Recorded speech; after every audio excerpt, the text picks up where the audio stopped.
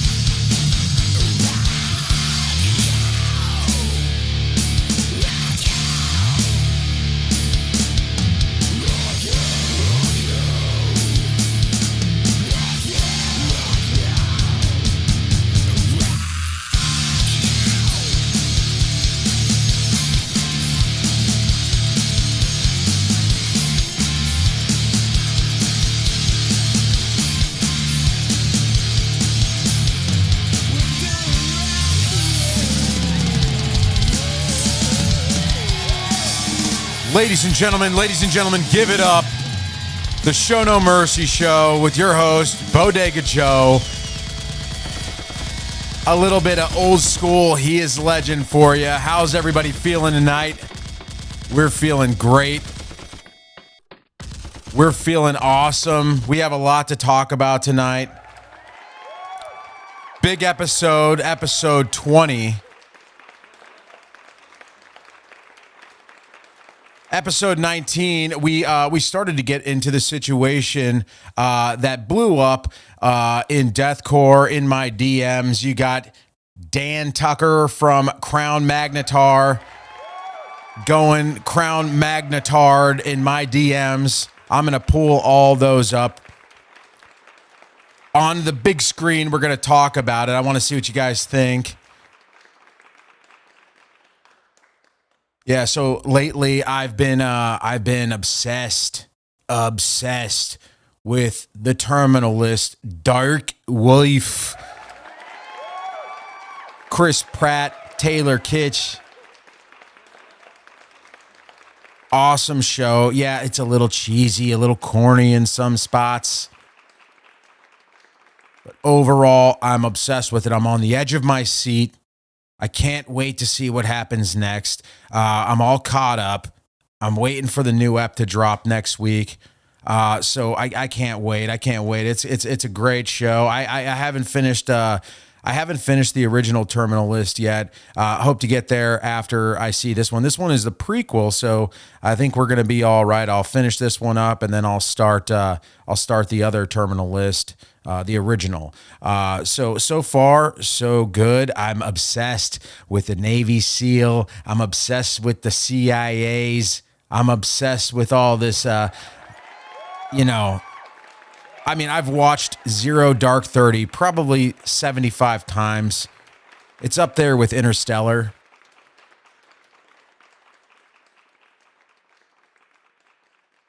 So yeah, I'm super infatuated with the SEALs and the CIA and all these crazy missions. I mean, I watched Alias from start to beginning. I love the CIA SD6 deal. I mean, I'm all over it.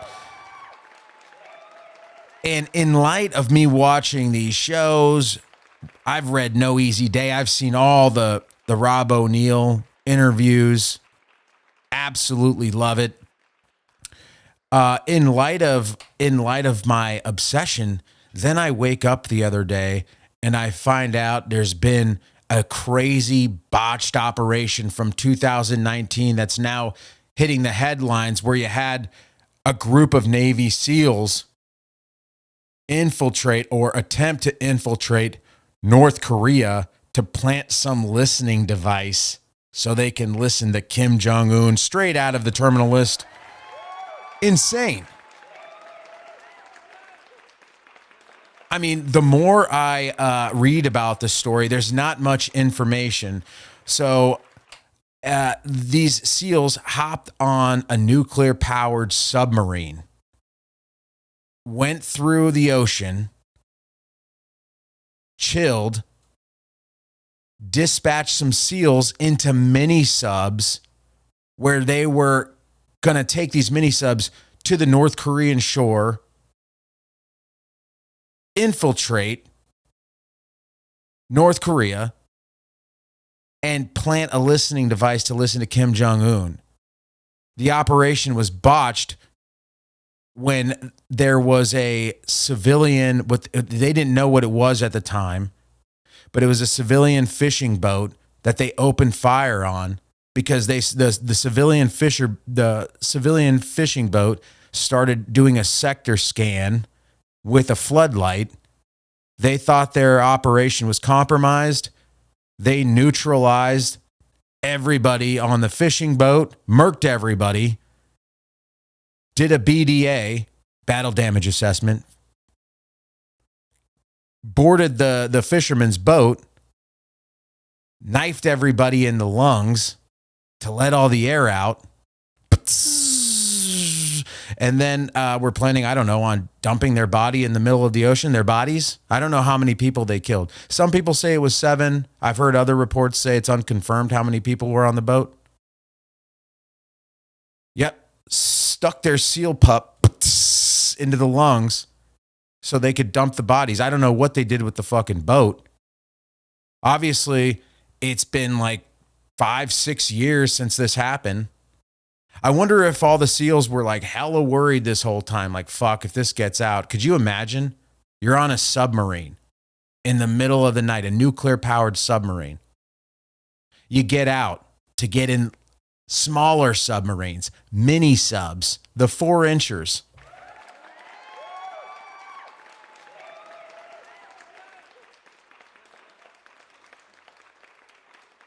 You're in wetsuits, nods. You got an HK, MP7, MP5, whatever, suppressed.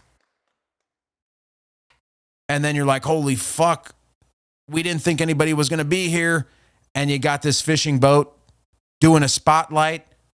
You fucking kill everybody only to find out that they're all civilians, dude. This was around the time Donald Trump was in negotiations or talking to Kim Jong-un. And they're saying that old DJT approved this mission, this operation. Now he's claiming ignorance in the whole thing. He's like, I don't know. I have to look into it. I don't remember what the fuck. I mean, they had to have, he signed off on it. They had to have told him what was going on after the fact. They had to abort the mission. They didn't plant the listening device. Absolutely crazy. I mean, imagine it. And then you get on the boat and it's all civilians and like, holy fuck, dude. They got to think on the fly. Let's pierce all their lungs. Let all the air out. Then we'll dump them. I mean, did they sink the boat too? It's crazy. This shit didn't come to light till 5-6 years later. Absolutely crazy. I mean, it's right when I'm watching all this stuff too, so it's just at the perfect time. And how's Kim Jong-un going to react to all this? We have yet to hear his response to this. I mean, this guy is a fucking loose cannon. So I don't know what he's going to say or what he's going to do about this situation. I mean, not much he can do except for hate us more. But I'm sure this like super secret spy shit is going on all the time. This was just a bad situation, ladies and gentlemen.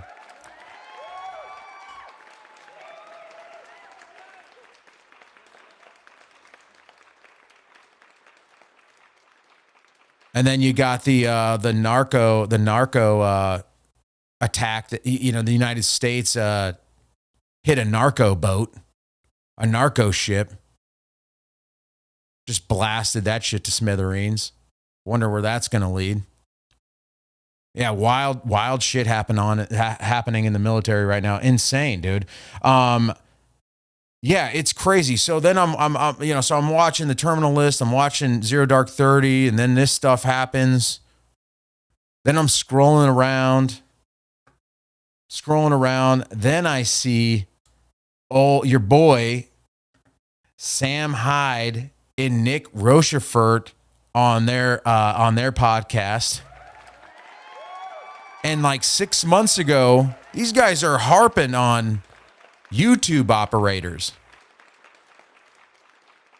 And in this clip, they're harping on John SHREK MCPHEE, a Delta operator.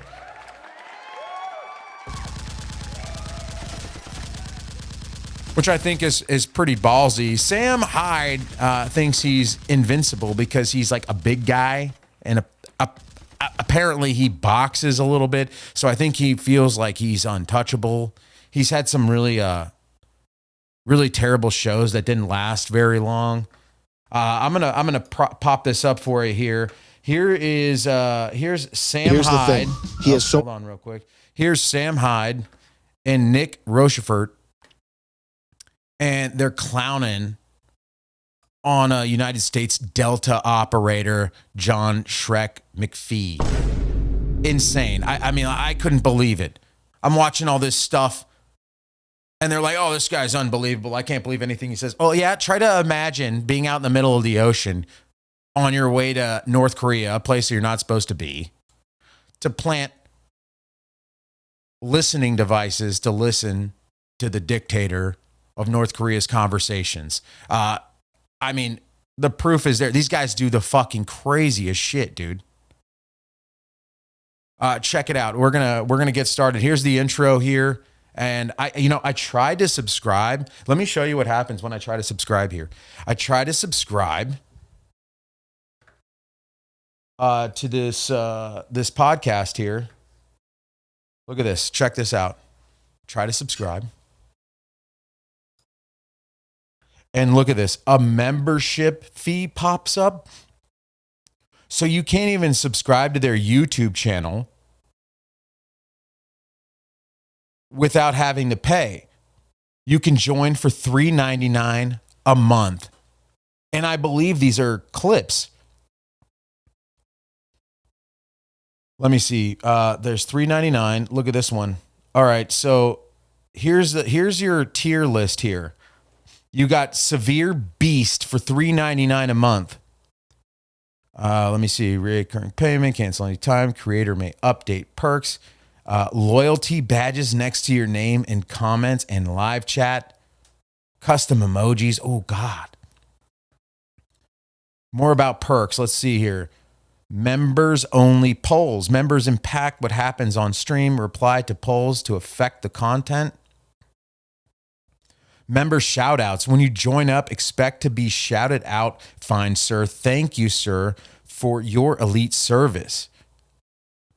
Members only live chats during members only mode. Severe Beasts have the chat to themselves.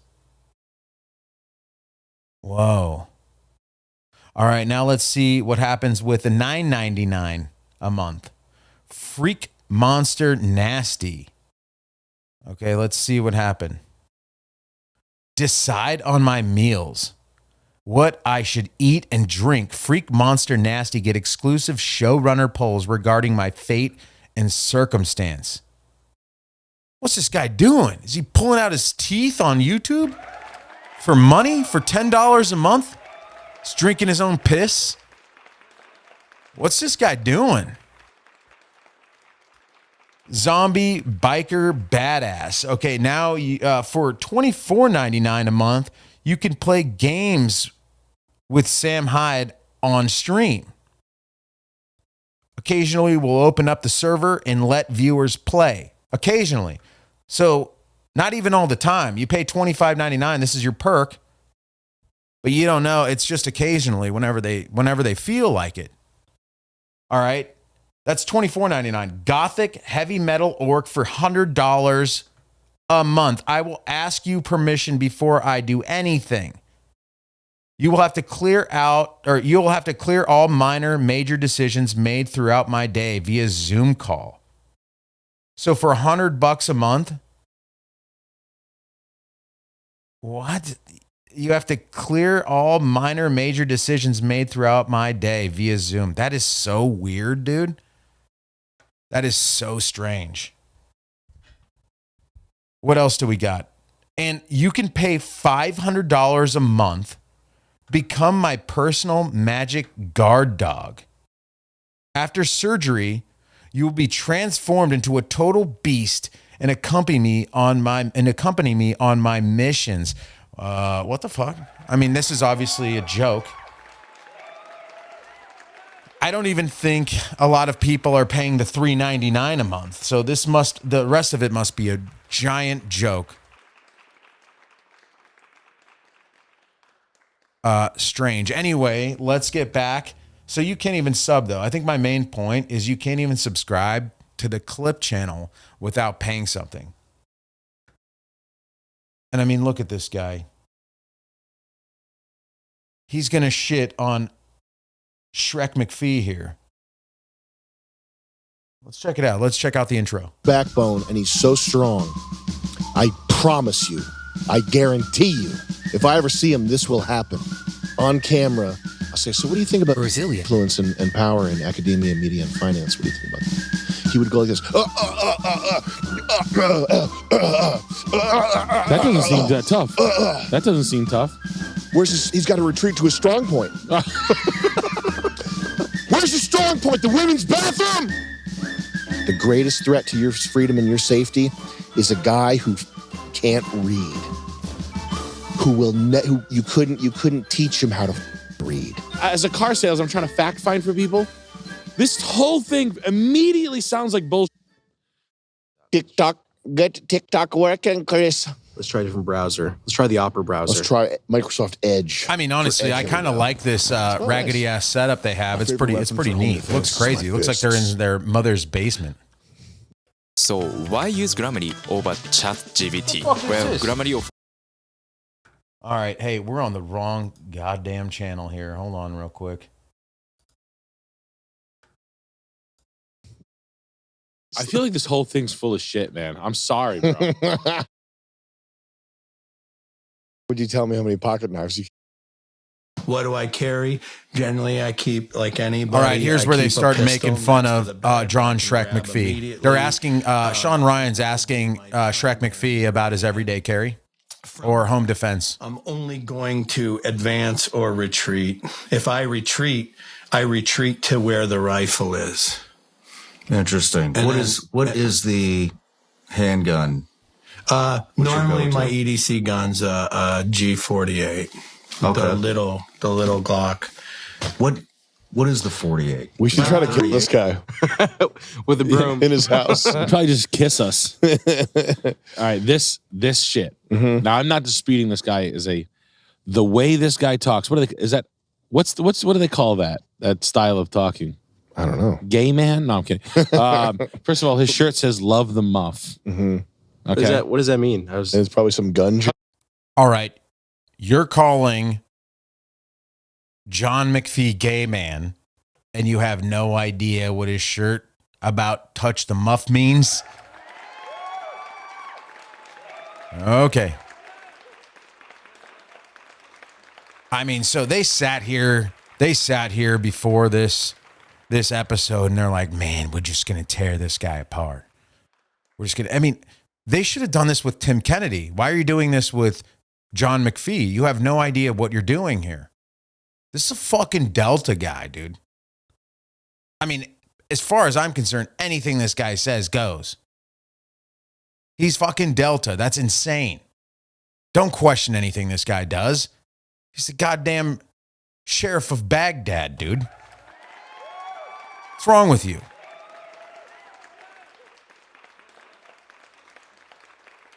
Let's keep listening. Touch the muff,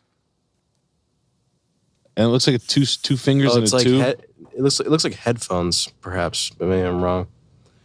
It's actually a gay rainbow. A little bit. He's got a gay rainbow on. This, when I can't listen to this shit. Like this is the guy that supposedly he's the best guy. That's how they're setting this guy up. This guy's the other guy. What's his name? Sean Ryan. Sean Ryan. Number 2 podcast in the world right now. Really? Yep. Number 2. I know. I saw that and I was like, get out of here. Could be on a maybe, but still top 5. Maybe we should start doing this. Okay. Now they're going to do a whole bit. See, that's what these guys are concerned about, you know? How do we be the number 2 podcast in the world? I mean, it's Joe Rogan and Sean Ryan right now, top 2. They can't stand it. Why are these guys so much more popular than I am? Well, the proof is in the pudding right here, guys. Now listen to this whole bit that they do. Now they're going to pretend to be operators, and they're going to go on a bit of a tangent here. Stay with me. Whoever's watching this, Top 5 ways to kill an Iraqi. I'm glad you asked. I'm going. Delta Recon's going to be out back. Okay? What weapons are you using in this situation? My EDC, honestly, it's always going to be a PP56. Now, do you carry a pocket knife? Always. How many? I'm not going to tell you that. 5 up top, 6 below. Fair enough. Why would you tell me how many pocket knives you carry? You're compromising your OPSEC at that point. It's a line of diminishing return. That's 4 to 1. Now, do you carry braided safety cord in a bracelet? I'm doing pull out from Raptor wire. Do you have paracord bracelets? 5 of them. Are we talking red line? I'm talking blue line. Strong stuff. The stuff Yeah. the guys over there overseas right now are using, not the guys that you see on TV, the guys they don't even show. Blue line's not going to pull out in cold weather. Okay, it depends on where I am, climate-wise. What kind of paracord would you use to repair a BMW 325 Ti? How long's the 325 been running? Is it a 325 Ti? Can you look that up just real quick there, Jamie? Google it. 325 Ti. What's the little fruitcake ass car? 325 Ti? Yeah, the 325 Ti. Now, if you had to repair a 325 Ti with your bare hands, nothing else but paracord. How long you've been running at 80 miles an hour through the mountains? How long is it? Basically, what I'm trying to get is what's the core temp of the motor? These guys, when they run this, they're up there at an altitude where the temperature's below ice, and it freezes their skin. Might not even be using green line at all. I'd probably be using a tap signature. Okay. A TTS tap signature, and that's going to be able to get me. That's going to save me a half a second per hour. Now, when we went over there to take out Borat, when we went over there to take out Saddam Hussein, what we did, his entire compound, we flooded it with water so that we could run a submarine in the house. I was absolutely hurling grenades, 50 grenades over the sidewall. Yep. Now, you might think I'm bullshitting. I'll tell you that story in the next clip. But basically, I was able to back I'm bullshitting. It's unbelievable. Now, you might think I'm embellishing or lying to make myself look cool and sell my book, but I am. I killed someone with a broomstick. I'd kill anybody with that because I'm just at high point. Okay, I've got red vision at high point. I killed a woman. I liked it. I killed a woman and now I hang out in gay bars. I'm really what? Sorry, you go. No, I'm genuinely aggressive at my local watering hole. I'm the genuinely generally aggressive guy at a bar, and I've been to bars enough where I play weird songs in the jukebox that are half gay, and I say if anybody says anything gay about it, I start saying more gay shit. And then I get real close to them, but I'm big, so I make them feel uncomfortable. And that's a cool thing about me being a big gay guy, is that I make people feel uncomfortable a lot. But I go home alone because I have a dog. I'm also actually not that big. I'm very weak. I lie a lot. If you see me in regular, you'd notice that I'm not that big. I'm basically skinny fat. I'm a fit guy at Whole Foods. I look, size-wise, I'm big. However, I cannot bench a lot, and I cannot squat a lot because my bones are thin, because I am vegan. Like, the other one is unbelievable. The other one will push you right over the edge. Look at this disgusting table they have here. It's like some type of amino acids. They're disgusting flossers, cigar cutters, a Sharpie, an old camcorder. I mean, this place is a fucking disgusting mess. Chris, you got to open that shit. Yeah. It's These guys are the toughest. They're so tough and they're so brave. The thing is, they would never. You know what's funny? You'll never hear a word, a fucking peep, uttered by these guys about Brazilian. You ever think about that? yeah. They're so tough and badass, and they'll risk it all, and they'll get the dirty work done, which is what? Killing Arabs in a country that's a million miles away that has no, Yeah. that does nothing. Really aren't looking for a fight, to be fair with. All you really have to do is not let people that look like that on planes, and your country's secure, which is what Israel does, by the way. You never wonder there's not really many hotline or like headlines about Israeli terrorism in Israel. Mm-hmm. It's because they racially profile. Oh. Derp. Is that because it works? Yeah, it actually does work. Japanese people do that too. You right? don't need body scanners. You don't need phone surveillance. You just need to not let Arabs on your planes, and your country's good to go. Surprising, weird how that works. But these guys are so tough. They'll go waste all of our money that everybody who works a job pours their blood and their sweat and their time and their life into a fucking job that's being outsourced to another country anyway, so that they can be taxed. They can be taxed on the one hand and have their whatever wealth they manage to preserve taken away via inflation, so that the slave tax cattle that are the populace of this country are being bled dry by Epic rant by Sam Hyde here.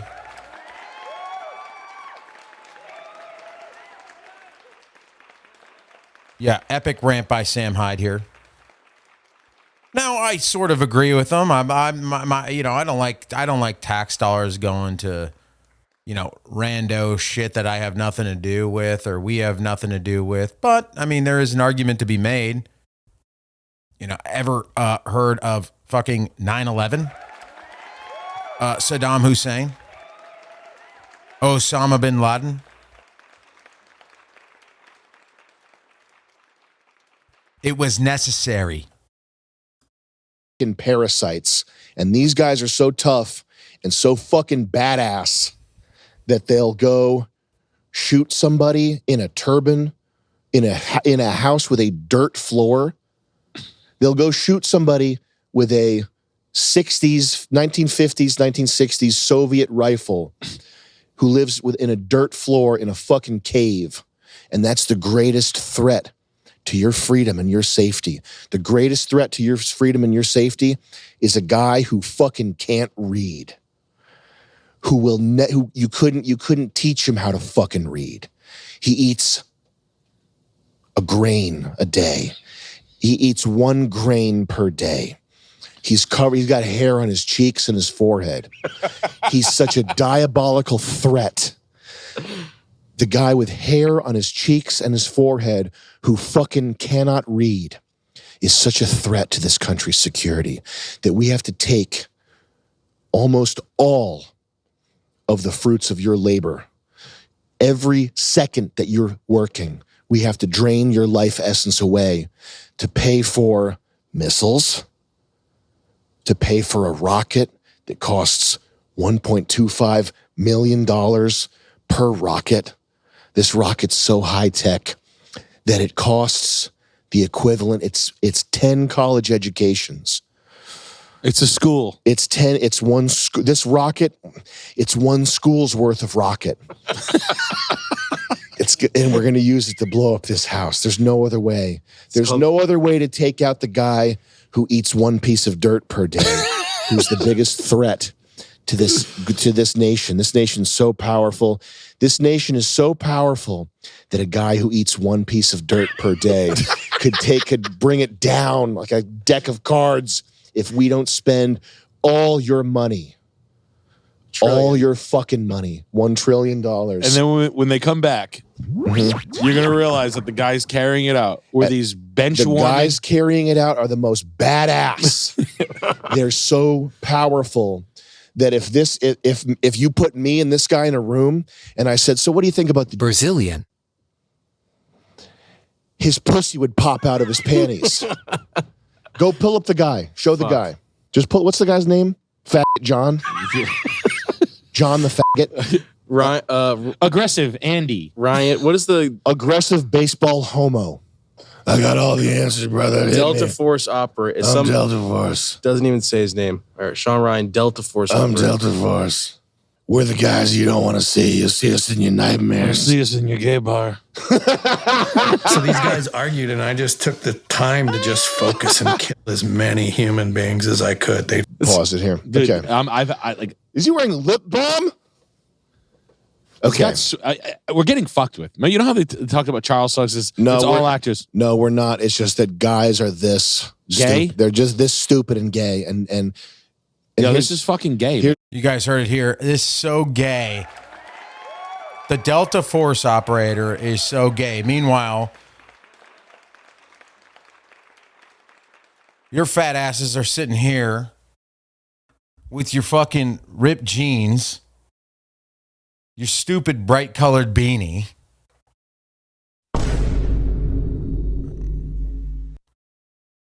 And actually, Sam Hyde, if you see him kick up his boots, he's wearing a pair of Nike combat boots that are approved to wear in the military. So Sam Hyde has some type of he's got some type of weird jealousy in him. Like he might be one of those guys that had to prove himself because he didn't join.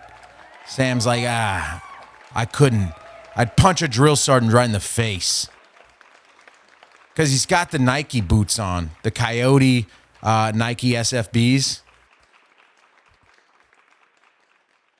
I'll show it to you when it pops up. He has so much backbone and he's so strong. I promise you, I guarantee you, if I ever see him, this will happen. On camera, I'll say, so what do you think about influence and power in academia, media, and finance? What do you think about that? He would go like this. That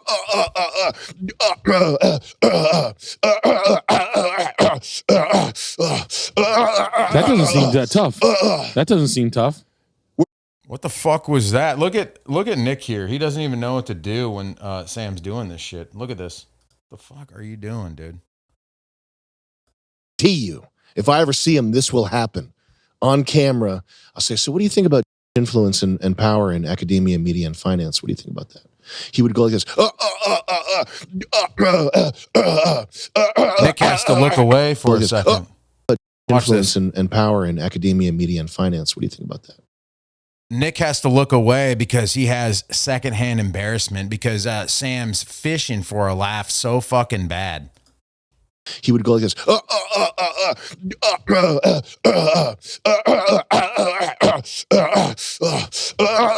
doesn't seem that tough. That doesn't seem tough. He's got to retreat to his strong point. He's gonna go to his EDC. Where's your strong point? The women's bathroom? It's the guy, wait, there's a guy that's eating one piece of I want to bread. talk to this guy. I want to say, what did you ever do that mattered? What'd you do that mattered? I trained to use a pistol. These fucking gun guys, man. I train my pistol every day. First, I get in the operator position. I present to the target. And now I'm in my workspace. These guys argued, and I just took the time to just focus and kill. Dude, Sam is coping so fucking hard. He's got to have some type of weird... Some military guy fucked this dude's old lady or something, and now he's just got a huge problem. That's the only way. That's the only way to make sense of it all. So these guys argued, and I just took the time to just focus and kill as many human beings as I could. They'd fucking shoot at us. What was the mission briefing for Tora Bora? What were you guys doing? Like, what was the... Bin Laden's there. Go get him and kill him. End of discussion. Wanted dead or alive. That's it. How'd you insert? Fucking Toyota trucks, man. We drove up, drop a daisy cutter. Man, I had old fucking trusty Rusty. I had this red fucking Toyota truck. Like, I would attract mortar fire like you read about, man. It's fucking awesome. And we just drive right up in that bitch, right into the fucking middle. We get out of the truck on my first day, drive my truck to the top of the mountain, past the tanks. There's fucking savages, the tanks shooting like... What? Like, are you hearing this? I just drove past the tanks. They're shooting. It's like talking me about and Halo. a guy on the first day. Is it a 2-day mission? Like, this is from a storytelling, like, if as a car sales, I'm trying to fact find for people. This whole thing immediately sounds like bullshit. Hey, that's because you're a fucking car salesman, ladies and gentlemen. Okay, you're a stand-up improv comic that used to be a car salesman. So, of course, you wouldn't understand that, yes, some ops and missions last more than one day. And you obviously don't understand sectors of fire, sir. I can move past tanks if they're shooting. I have to stay out of the sector of fire. It's not that hard. These guys shouldn't even be talking about this stuff. They have no fucking clue what they're saying. Stay out of the business. You don't know. Go sell cars. First day, okay, it took you 5 days to go in and get a man with a car? Sam, if I had to come get you with a group of guys, it would, if I was 15 minutes away, it would take me an hour and a half. We're in Tora Bora. Right. What are they, dodging mortar slow? fire. There's tanks. What are they missing? They're missing. The tanks are like, like, okay, you drive a red Toyota? You said the word red, like red. I had this little Toyota, man, Toyota truck, little red Toyota. Red. Why is it red? Have you ever seen an ISIS red Toyota? Like my bullshit, like they're all over the place. It was wrapped with an American flag. Yeah. It was wrapped with a picture of my fat cock. Yeah. So we had to fight our way through the What press. is going on? It's like two 12-year-olds talking about shit they have no idea about. Oh my God, the Toyota was red? Like, it doesn't even make sense.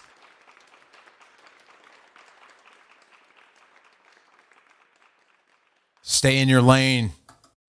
Almost shoot the press. It was great. Like The press. thing ever, right? I'm thinking, so we get to the top of the mountain and like, we're just getting mortared like you fucking read about. And I was like, I asked that guy, I was like, is this incoming or outgoing? Like, what's going on here, right? Like, he's like, why? I'm like, this is fucking great. Right? And I was just standing there, right? So he kind of like walked back by the truck and just left me there, right? And then like, I don't know, 10 years later, he was like, hey, remember that day on the top of the mountain? I was like, yeah. He was like, yo, those were incoming, but you had such a fucking smile on your face. I didn't want to ruin it for you. I was like, I asked you incoming or out. If you said they were, I thought it was like the tank fire and kicking up I didn't know what the fuck was going on. So like, And also, I want to let you guys know, I don't think this is from the actual, I mean, this is obviously from the episode with John McPhee, but it's all cut up. See, they got the background, and then they put this other frame over the blurred out background, and they cut up sections. And I don't know if it was the producers of this show that did that. Not the producers of the Sean Ryan show, the Sam and Nick show. But it's all cut up, so it's very interesting to know who did all the cuts here. and at the same time, like in the book Kill Bin Laden, like the fucking savage commander guy, I don't even remember his fucking name, but he's just like, yes, those are your men. And like, you know, Dalton Fury's like, yes, those are my men. You know what I mean? You got to hear what the fuck are they doing? You know what I mean? And I'm just over there like, this is fucking great. Like the savage commander, like, your men are very brave. Like, your men are brave. Like, they fucking love me. You know what I mean? But yeah, that's kind of what it was like. Why is he like a surfer dude in some I feel like this whole thing's full of shit, man. I'm sorry, bro. I'd be like, bro. Yeah, wait till you hear about the SEALs that tried to cross into North Korea to plant a listening device via submarines. Hey, this is so full of shit, dude. Like, I hope Nick Rochefort heard the story about the botched North Korean mission, because now that seems insane. Like, I wouldn't believe that if you told me. These guys are coping so hard, dude. It's because they're like masculinity. They're feeling emasculated by guys like this. I mean, yeah, Sam Hyde is a boxer. Actually, I should pull up some Sam Hyde boxing. You have to prove this to me. And I know this is like, and I'm not an anti-military guy. I get it. But bro, this story sounds like straight up You don't get it. shit, dude. Dude, it turns out they were incoming. I was like, what? And he looked at me and you were smiling, bro. And they loved me, dude. They loved me. And they were like, your boys are so brave. Like, I do improv comedy. That sounds like shit I would improv. Like, They're talking about a party from last night. Ashley was there. oh, she loves me, dude. She shouldn't because she got a boyfriend, so she's got to keep her eyes straight in the head. But I can feel it as a vibe. Like this, you're talking about like going and killing public enemy number one in the last 100 years, and you're talking about it like it's like you're going to like a cookout at like fucking Paul Walker's house or something. Yeah, well, that's how some of these dudes are. They live for this kind of shit. They love it. They're crazy. But that's what makes them so awesome. You guys are coping real hard right now. Total chaos. No idea what's going on all the time. Let's just make the best thing happen right now. We can. What? They can't even fathom the badassery of John McPhee. They can't understand it. Because they've never been in the shit. They've never done anything except live in their little bubble. First kinetic deployment? Yeah. As an operator? Yeah. Through Ranger, through SF? Yeah. So they send the new guy in Sounds like several. to go get Osama bin Laden. Yeah, he's not a new guy. Other guy from Panama. So, Sounds like a good way to do it. How did that feel? Fucking To you? amazing, man. Amazing. And then like, be like, hey, they asked if we're danger close. Say, hey, stop arguing for a minute. Hey, how far are we from the bad guys? 400 yards. They said 600. Yeah, send it. Get behind a rock. I can fucking drop it. You know what I mean? And then, so these guys argued, and I just took the time to just focus and kill as many human beings as I could. They'd fucking shoot at us. We'd fucking level it. We'd move up. They'd shoot at us. We'd level it. We'd move up. Like, I thought you were at the top of a mountain. Where you go? Would you go into the air? I don't. Logistically, you're drawing a picture of me. I feel like I'm getting spoon-fed large scoops of bullshit.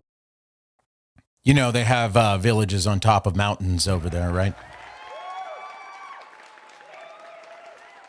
Whole villages. Just FYI, you have no idea what you're talking about. I'm sorry. It just sounds crazy. You never played Halo? Yeah. Level up. Yeah.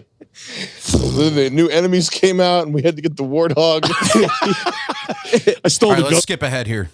It's gonna look cool. like a sat phone. And I just fucking took a cab out of Jalalabad towards Tora Bora Mountains and hitchhiked all the way till I got there. All by yourself? Yeah. Holy shit. Wow, this guy's a good liar. And then I mean, how the fuck do you blend in? you wear Savage stuff. And that worked? Yeah. No terp? No nothing? Stop. Just shut. Sam, ask me, how do I blend in?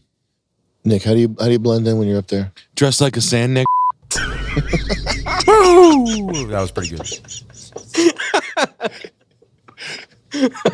Be a camel jockey. Be terror. What? Like, so he's just a white guy dressed as a savage? Wear savage stuff. This guy wouldn't hold up in a fucking like a deposition. Like, never mind court. Like I wouldn't go to trial if this guy. You know what I mean? Like this guy's basically over here admitting like war crimes for all intents and purposes. Wear a vampire costume. naked. They love Count Chocula. Oh, Count Chocula. They're just pulling over. Of course, I'll drive you to Bin Laden's hideout. Right. I'm a simple taxi driver. Oh, you have an 8mm video camera? Cool. I love getting cigarettes. Are there any in there for me? Yeah, those are big out here in Saudi or in the middle of Fallujah, Jalalabad. Jalalabad. And like all these, this guy's in like lollipop land. All right, but anyway, this is a story. Go ahead. I got to be fed this. You know what I mean? You just shut the fuck up. Yeah, and then like I had to act retarded at a couple of the checkpoints. You know what I mean? Like got the AK to the chest, and you know, it's like if I open my mouth, I'm dead. So that's not an option. You know what I mean? And then I just figured I'd mongoloid voice at volume 11. So the guy's like la la la la la. I'm like. And the guy's like, get the fuck out of here. You know what I mean? Like, and that's how I got through the checkpoints, and that's how I got the assault force through all those checkpoints as well. Oh, those all the guys were He acting got his whole retarded. team through. Guys, act like a retard. Go. That is awesome. Holy shit. So that's how Osama bin Laden died. 10 Delta Recons acted like retards and hitchhiked across the way one by one with Kent cigarettes bags and 8mm cameras, and that's how our country was saved. That's how democracy was restored. That's really fun. Ladies and gentlemen, Sam Hyde, Nick Rochefort. I'd love to subscribe. I just don't want. I'm not going to give you $4 for this. It's insane. All right, we're going to take a quick break. We're going to listen to some music. Let me see. We got some Lucero, All Sewn Up. Ladies and gentlemen, give it up. Some old school. All sewn up with bad tattoos, all bit up, nothing to lose. I've been a fool for oh so long. Pity hope I'd hear home is gone. Now the Mississippi's mud cakes my boots. I'm afraid that I might drown if I don't move from these waters that run so deep, from these southern ways that lazy heat. And now I'm stuck. I got much to show. With little luck, just watch me go. I got torn up knees and calloused fingertips, broken vocal cords, busted lips. This goddamn guitar's never quite in tune. I leave it behind if it weren't all I could do. Now I'm stuck. Ain't got much to show. With little luck, just watch me go. Till I'm all sewn up with bad tattoos.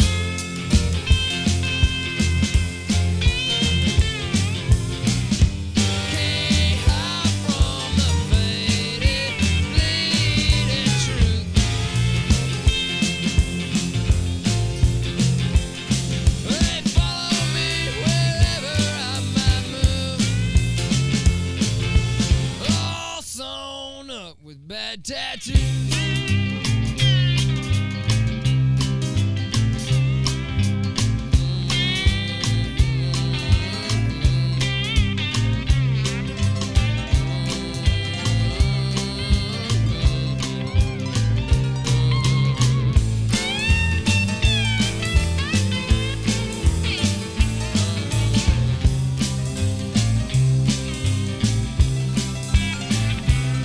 Now San Francisco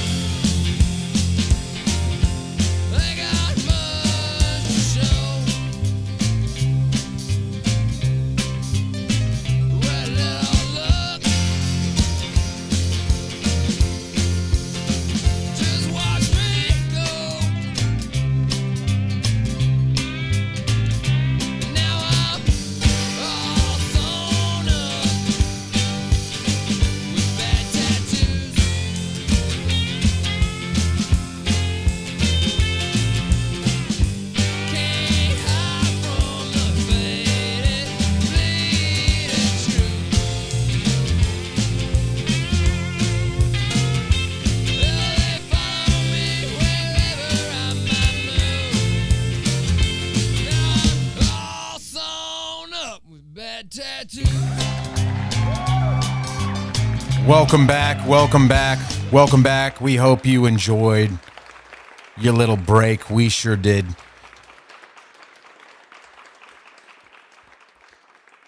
Yeah, so there's a lot of stuff going on in the fight world, obviously, combat sports. We always touch on this subject, and we kind of retouch on a couple of subjects in the combat sports world always. So we're going to bring up the White House card again. We're all looking forward to seeing what that brings. I don't think that this thing is absolutely 100% confirmed yet. I don't believe it will be at least for another 6 months or so.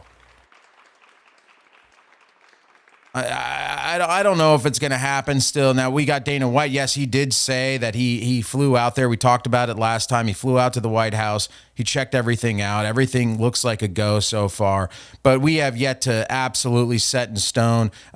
We know the date. It's supposed to be July 4th. It's supposed to be on the White House lawn. But there's so many other logistics involved. I'm not believing anything until I see it. I don't think we're going to hear much more about this card until the beginning of the year.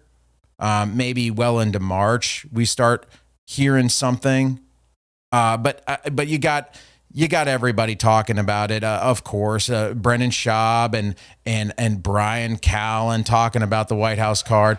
Brendan actually saying, I was watching this, saying that he would come out of retirement to fight on this card. Could you fucking believe this shit that comes out of this guy's mouth? I mean, but I want to show you some stuff. Let me see. Before we get into that, though, you have Canelo versus Terrence Crawford next Saturday, ladies and gentlemen. That's going to be a banger. It's going to be on Netflix for free. I'm not going to go too in-depth with this, but I mean, I think Canelo still has amazing knockout power. Now, we haven't seen Canelo knock anybody out for a while, but he still has the power. He has the speed. He's got to close the distance on Crawford for sure. This fight could go either way, but I'm going for Canelo on this one. I just think Canelo is way more skilled. Not taking anything away from Terrence Crawford. He's obviously a great boxer. I think it's going to be a great matchup. I think Canelo comes out with the dub on this one, and obviously proving that he is still the fucking man. Canelo Alvarez. Next Saturday on Netflix.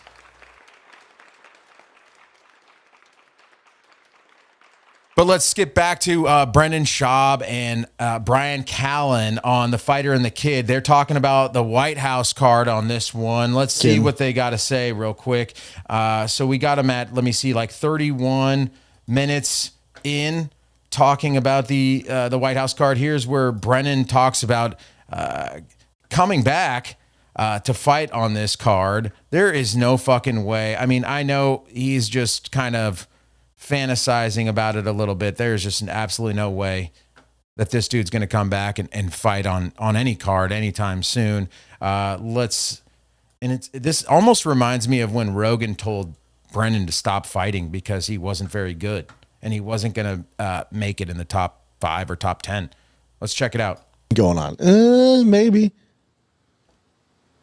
7.7 million's a lot. That's huge. But they do a big event. I don't know. You got Trump involved too. You got the White House. Maybe it does. You think it will be the most watched ever? I would. In 2025? I'll be glued to my TV. I mean, I think most people will. And all the marketing, and you have CBS. I think about it and then my heart starts racing. Like, I'm like, Jesus. Dude, I would come out of retirement if they offer me a fight. Oh my God. Not BKFC, not whatever. If they ask me, I'd fight whoever they want to get in the White House. Just to get to the White House. Just to do it. Lawn. So imagine you're one of these other guys who are current and relevant. No, Brendan SCHAUB at 42. I'd do it. Oh. Heavyweight, which there have been 42-year-old heavyweights. Andre Arlovsky, a lot of guys. Randy Couture. Yeah, Randy's world champion. Yeah. Yeah, you could. I could do it. Imagine you get out there. Just don't test me. You get out there with whoever it is, and you just get a darce, and you just hold on to it. And I'm like, dude, squeeze it. I'm in your corner. I'm like, squeeze it. And I'm like, run over, trap the leg. I don't even know what kind of celebration you do at the White House For sure, you got to have the flag. You just Drape yourself in the flag. yeah. I mean, that's happening, isn't it? Oh, with me? No. No, I'm saying. Oh, every fighter is from I'm America's saying come it's- out with a flag. Yeah, I'm saying. Yeah, Brendan, we know you're not on the card, okay? We know you're not on the card. You got to do something The different. White House is having a fight on the Oh no, lawn. it's 100% confirmed. now. Can you imagine? No, I can. It's confirmed. This is why Brendan is nowhere near being some type of MMA journalist. If anything, I mean, Brendan seems like just as much of a casual as I am. I admit that I'm a casual with this shit. Brendan seems to be right on track for being an ex-UFC fighter. 100% confirmed, 100%. Dude, there's so many logistics that go into this. And as you watch this interview or this podcast, you're going to start noticing. I think, I'm not saying anything here. I said it last time. I think Brendan and Brian see little clips of what I've been posting about them because they seem to have a lot of the same opinions. You're going to hear Brendan SCHAUB talk about a possible John Jones and Francis Ngannou, just like I talked about a month ago. Conor McGregor, Chandler, Jones, and Ngannou. I mean, this is exactly what I've been saying. Oh, he also talks about how Hamzat, there's no way he's going to be on the fight at the White House. There's no way he's going to be on the card.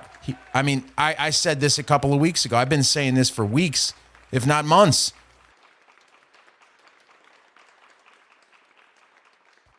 And he shares the same sentiment. Maybe everybody does. Confirmed it last week. Yeah, at least Dana says it confirmed it, but yeah. I'm going to have to talk to my friend Joe Rogan. Joe, any seats? Well, let's see how good of a friend he is. I mean, that's a tough one. Let's bring it up on Companion. Joe, we need 2 tickets That's to the White funny, House. man. And he's like, oh, well, Cam Haines and fucking Let's just put Elon asked for my Yeah. only 2 tickets. Yeah. Because you have to get vetted too. You think they'd let you in? I've been to the White House. I've been vetted. So have you. We both got vetted. Oh, that's true. Yeah. We'll be all right. We did go on a tour of the White House. Brendan thinks he's the only guy that's been able to go to the White House. Brian's like, dude, we went together. You think they'll let you in? They'll let me in. That was cool. Tour. Smaller than you think. Maybe you can say hi to Dana. That'd be cool. Yeah. Me and him are cool. Me and Dana are cool. Yeah, I don't think Joe's going to give us those tickets. Let's bring it up on Companion. Let's Hey, put Joe. full court press. We looked at our schedule. We're actually open July He'll 4th, go like this. He'll go, 2026. He'll go, No, he'll surprise you. He might be like, yeah, sure. You're the first ones that asked. Love it. Here's just a silly question. Like if they offered you, because Travis Brown hasn't been training or fighting at least since, but if the rematch was at the White House with him, because you've been actually like working out like 2 guys who haven't fought in 10 years. Yeah. Yeah, I would do it. Just now to we're be going to more take that even. I top would do slot. it. I would do it. Heavyweights are always exciting. Oh, yeah. And that'd be a great Heavyweights are little always rematch. exciting. Who do you think is going to be on that card? There's going to be some big names. I think it's going to be Conor or John. Really? It's one of those two. I think so. You think Conor McGregor? Yep. It's one of those. So first, Brendan says it's going to be either Conor or John Jones. Wow. And who would you like to see Conor I would fight? probably put my money more on John, especially him getting vindicated on this. Who would you I think they would do, I think they'll do all out. I think they're going to throw caution in the wind. Our taxes are paying for the lineup. So I think you could see John, Francis. I think you're going to get something crazy. John Francis, Not John Alex Pereira, John Aspinall. You're going to see something like that. Wow.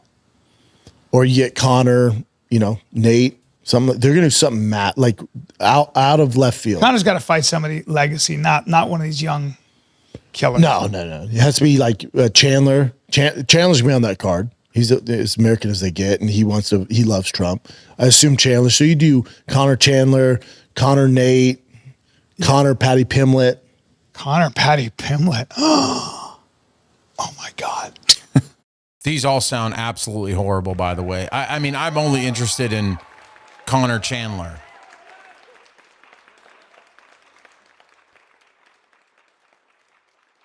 That would be insane.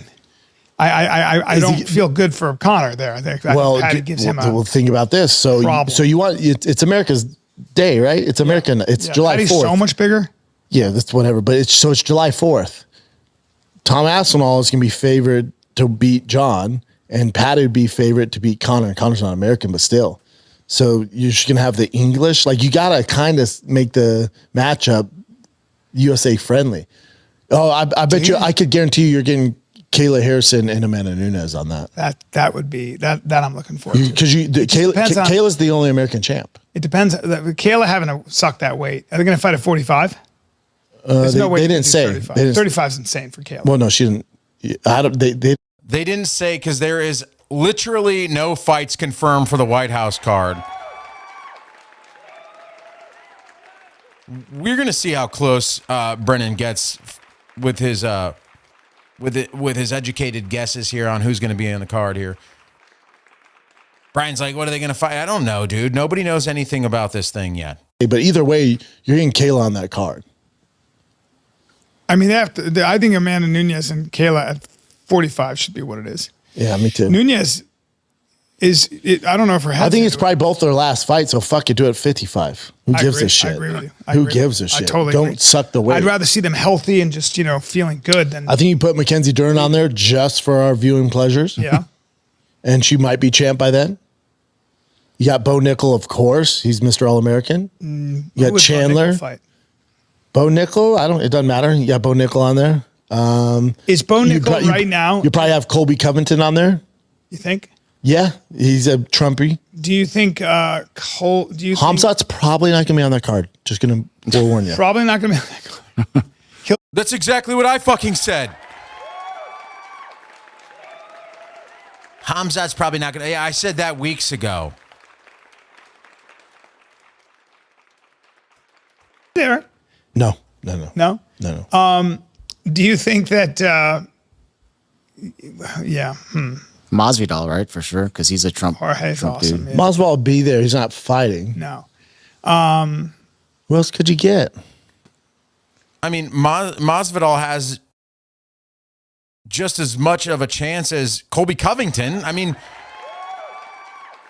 why is it so out of the realm of possibility? You're talking about Conor McGregor fighting, this guy fucking snapped his leg in half and hasn't returned since, running for fucking president of Ireland. There's no, I honestly don't know if Conor will actually be on the card. He's running for president of Ireland. There's going to be no way, shape, or form that this guy is going to be on the White House card. I'm just letting you know that now. He's running for president of Ireland.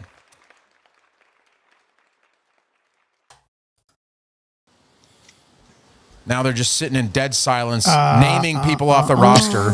Because you got to think American. There's no American champions. Out of pound for pound. Sugar Sean, he's American shit. Corey Sandhagen. Yeah. Well, we got to see what happens with Merab. Aljo, I wouldn't mind on there. Ortega. Keep going down. Just naming everybody on the roster. Isn't it the kind of event Sean Brady, American as fuck. Max Holloway, American as fuck. See, Gaethje, American as fuck. Yeah. A lot of Americans. There's not a lot of Americans, buddy. I'm just saying on that card. I know. That's what I'm saying. Wouldn't you just have champion versus champion? Wouldn't you have super fights? Well, you're going to get, that's why Conor's coming back, John coming back. Those are all super fights if they want. You can make those into big time fights. We should ask Brian, because me and Brendan have different opinions. So Kayla Harrison versus Amanda Nunes, or are you more excited for Shevchenko Zhang Weili? What is it? I like the Shevchenko Zhang Weili thing because Weili likes to stand and bang. Yeah. And I don't think Shevchenko's wrestling. I think Shevchenko gets the job done. Wrestling, though. Yeah. Which means it's a boring fight. I mean, Super Shevchenko is, but Shevchenko can give as good as she gets with striking. She's also an amazing striker.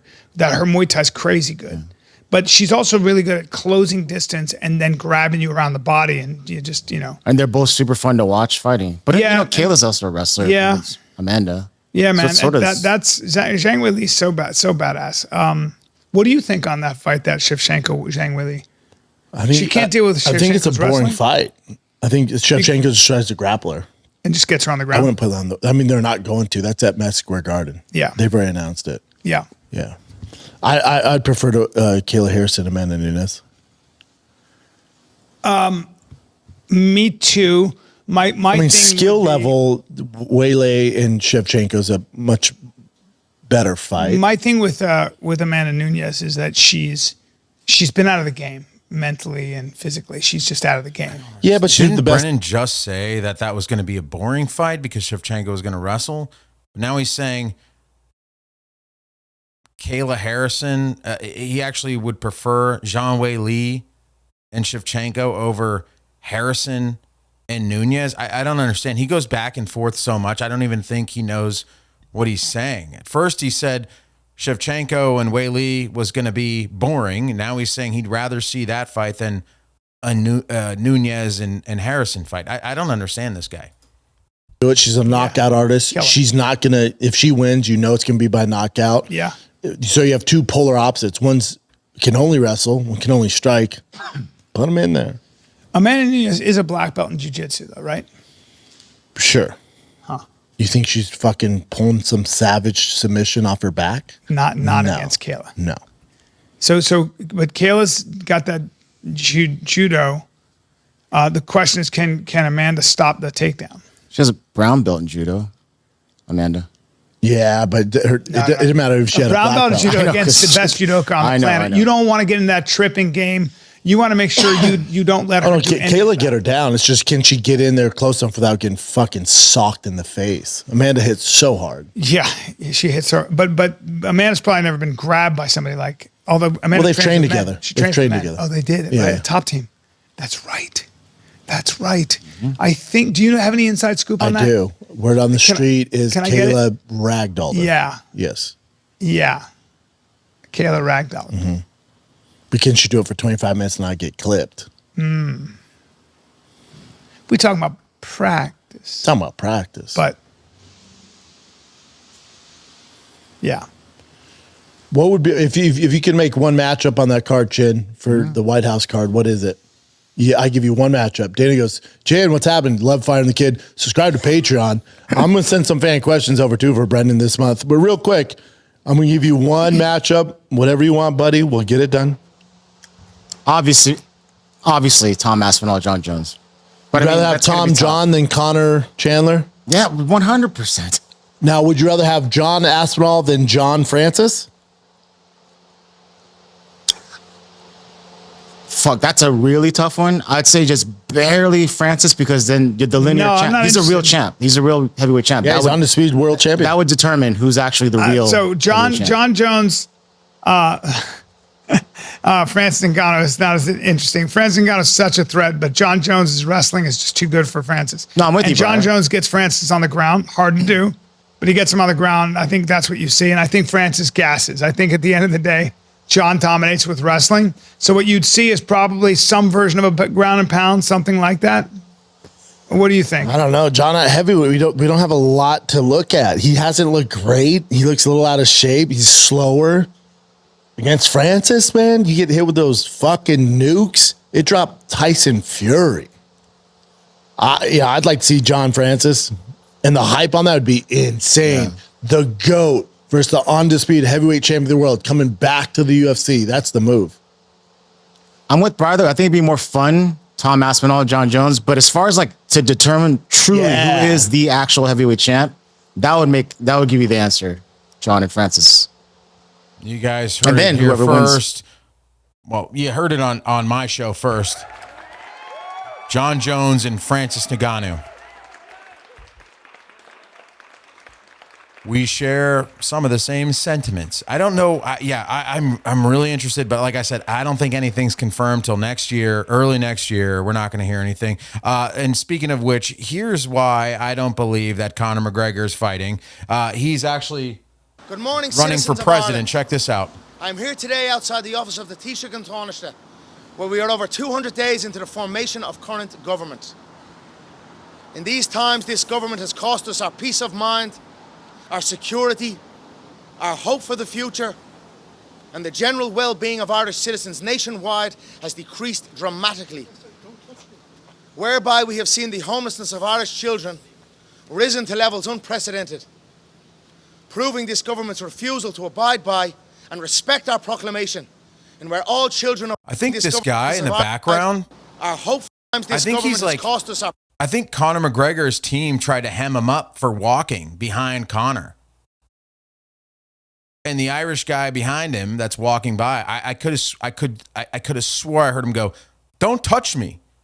They probably tried to stop him and he didn't give a fuck and they just let him go because they didn't want to cause a big ruckus. Listen to this. I'm going to turn it up a little bit. peace of mind, our security, our hope for the future, and the general well-being of Irish citizens nationwide has decreased dramatically. Whereby we have They seen tried the to hem homelessness him of up. Did you Irish hear children. that? Don't fucking touch me. That's crazy. They try to hem this guy up. Good morning, citizens of Ireland. Listen to this. I'm here today with the government. In these times, this government has cost us our peace of mind, our security, our hope for the future, and the general well-being of Irish citizens nationwide has decreased dramatically. Whereby we have seen the homelessness of Irish children risen to levels unprecedented, proving this government's refusal to abide by and respect our proclamation, and where all children of Ireland are to be cherished. Instead, our children abandoned. This incompetent failure of future generations has been accompanied with an intense influx of mass migration into an already severed system. Our tourism has sharply declined, while danger on our streets has risen. Ireland, as a master of martial combat, a solution-driven man, you will hear me speak on a problem but once, then it is action towards solution.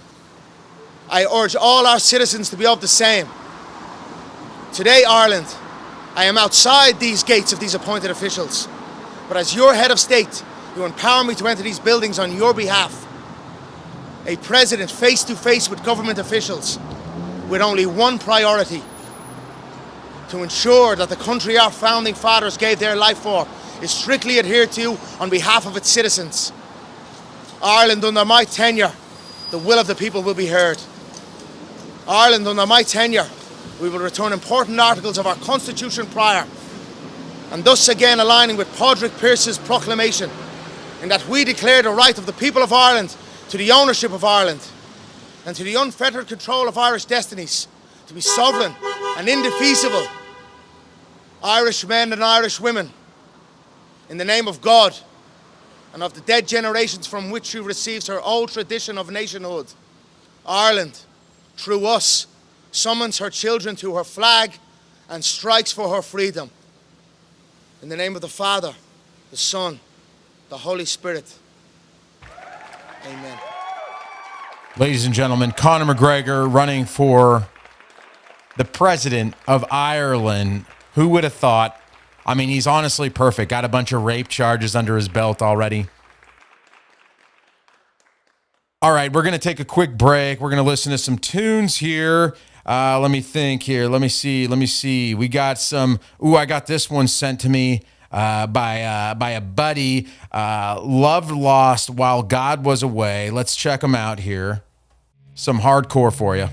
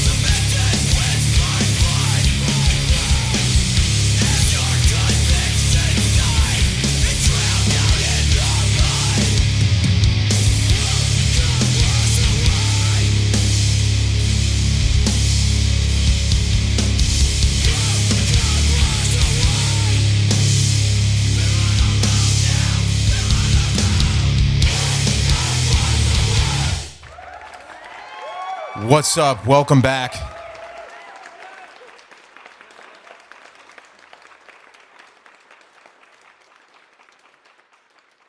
All right, so I have a whole story.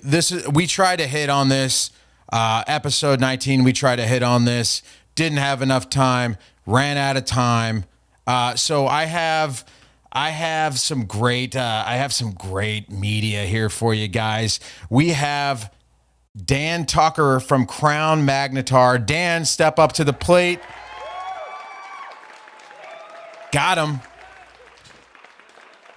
And he's absolutely crashing out in my DMs last week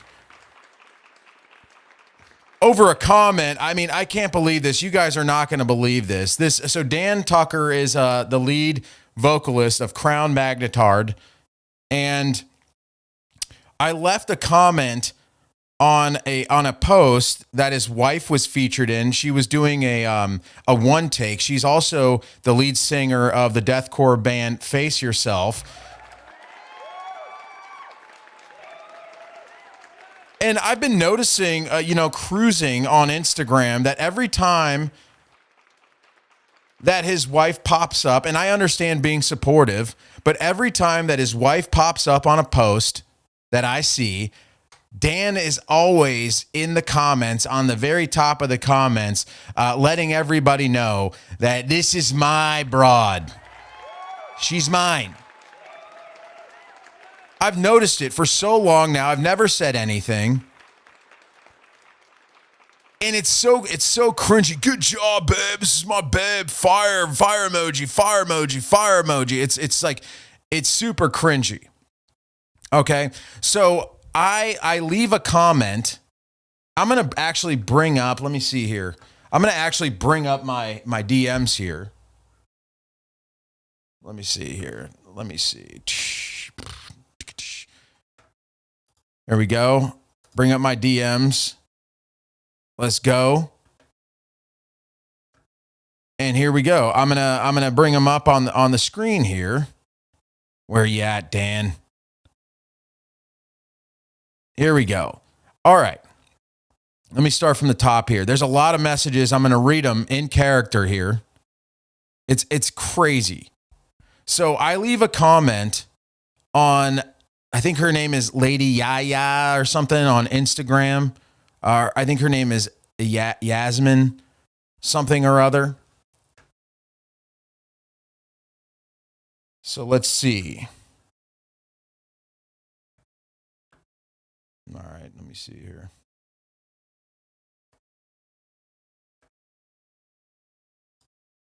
All right, let me zoom in on these.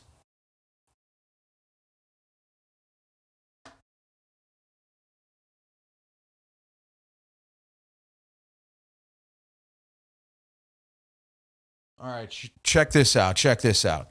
So I leave a comment, and it's a reply to Dan Crown, or Dan Tucker from Crown Magnetard. I'm replying to Dan on his on the post that involves his wife, and he sends me a screenshot. Now I think that this is just going to be at most a battle in the comments. Now I set him up because originally I wanted to post this, and then if he said anything in the comments, I was going to say this was about you, not your wife, and it was going to be this whole setup, okay? Because he's mad about this comment here. So he's commenting all over his wife's media, and I'm always seeing it. It's getting super annoying. So I finally just say, "We get it. You guys are together." Still going to slide though. And since I know that he's already like protective and he has to let everybody know, I know this is going to get a rise out of him. I just know it is. Now, like I said, I was setting it up. I never said that I was going to slide in her DMs. I was going to set it up to where I was going to go, "Hey, Big Daddy, I'm talking about your DMs." And then I was just going to fuck with him, hopefully make him laugh. But that's not what ended up happening. I ended up getting a DM from him instead. So no comment battle, unfortunately. But this is just this is just as good. Check this out, dudes. Okay, so here he sends me a screenshot of what of my comment. Mind you, as you can see, this comment is directed towards him. I said, we get it. You guys are together. Still gonna slide though. I think it's hilarious. I'm setting it up. So he sends me a screenshot and he goes, what the fuck is this? And then I reply here. Let me see. Oh, shit.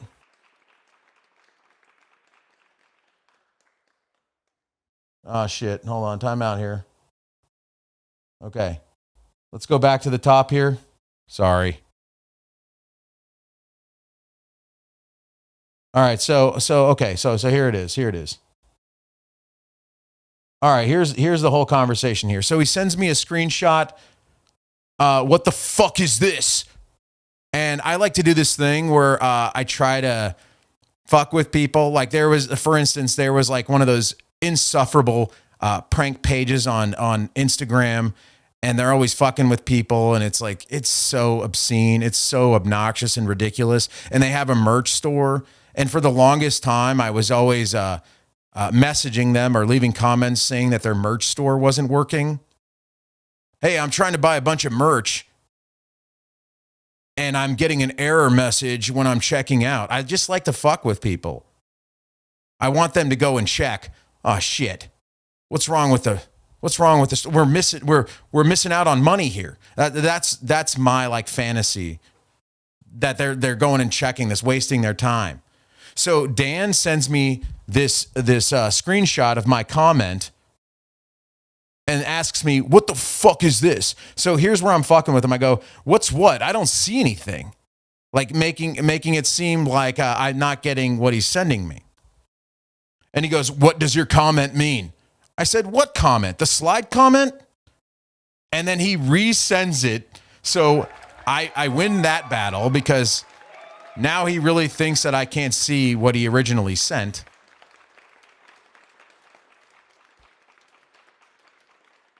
One for Bodega, 0 for Dan. Okay.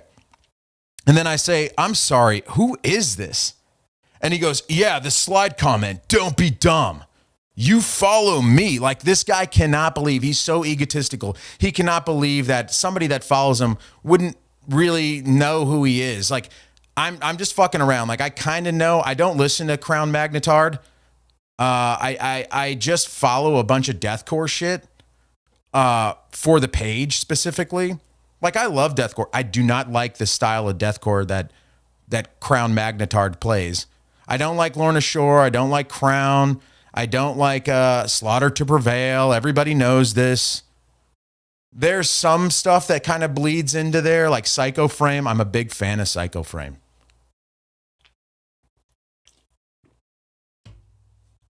Okay. I'm sorry. Who is this? Yeah, the slide comment. Don't be dumb. You follow me. I say, hey, I follow a ton of people, man. Laugh my ass out. What is this comment about? Still gonna slide. What are you saying? I'm like, dumb? I'm not the one asking about a comment from some random stranger. What do you think it means? To go down a slide? Like, okay, cool, y'all are together. I'm still gonna slide. Down a slide?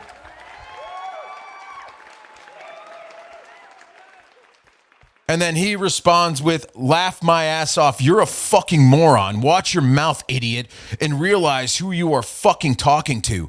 Nice podcast, loser. Watch your mouth. Okay, and then so I'm trying to explain to him, what I meant by the comment. So I am answering him at this point. And I say, or it could mean slide in your ladies' DMs, or it could mean slide in your DMs if I'm gay. Okay? And he's telling me to watch my mouth, and I say, or else what? And now I'm like, okay, this guy is he's in the web now. All right, he's fully fucking pissed. I'm a nobody, right? Like, you shouldn't even be wasting your time with me. But here he is in the DMs going off. So I'm challenging him. I'm challenging him here, right here. I say, or else what? Like, what are you gonna do? And he goes, try me. You're a nobody. So I respond with, okay, I'm trying you. Are you going to assault me or kill me? Like, okay, nice try. And he starts laughing and sending out red flags. And then I respond with, people have tried, AKA tried to kill me, because they have. They have.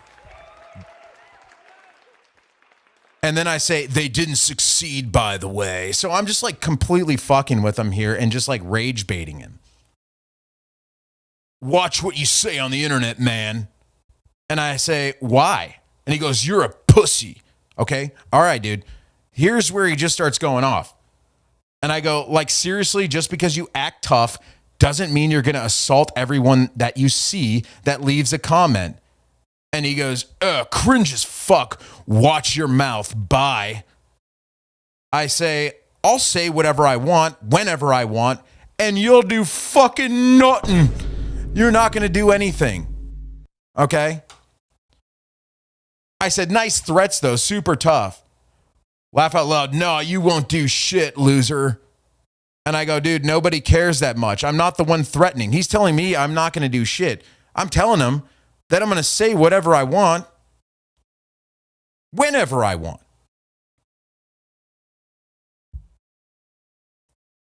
And I say, all I'm saying is I'll say whatever the fuck I want. Yeah, sure, you're a bitch.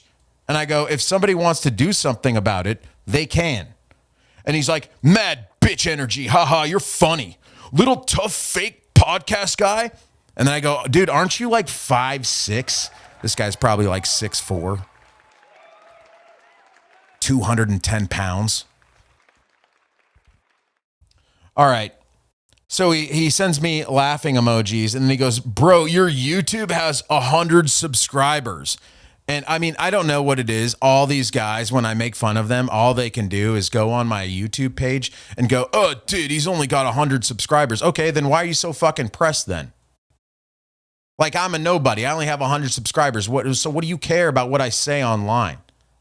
I didn't say anything derogatory. I didn't say anything nasty or creepy.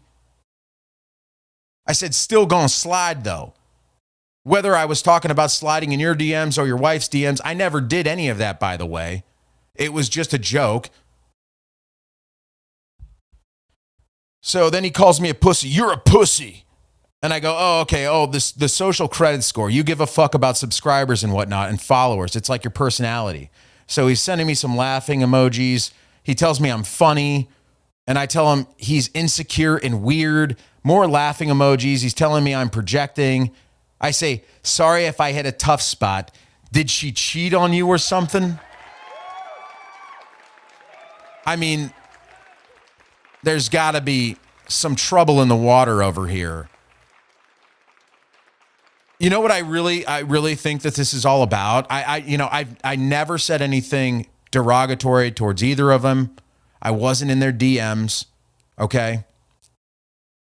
What I really think this is about, in my opinion, is that I think his wife has a lot of dudes in her DMs, and it makes him very uncomfortable. She's in a deathcore band. They tour.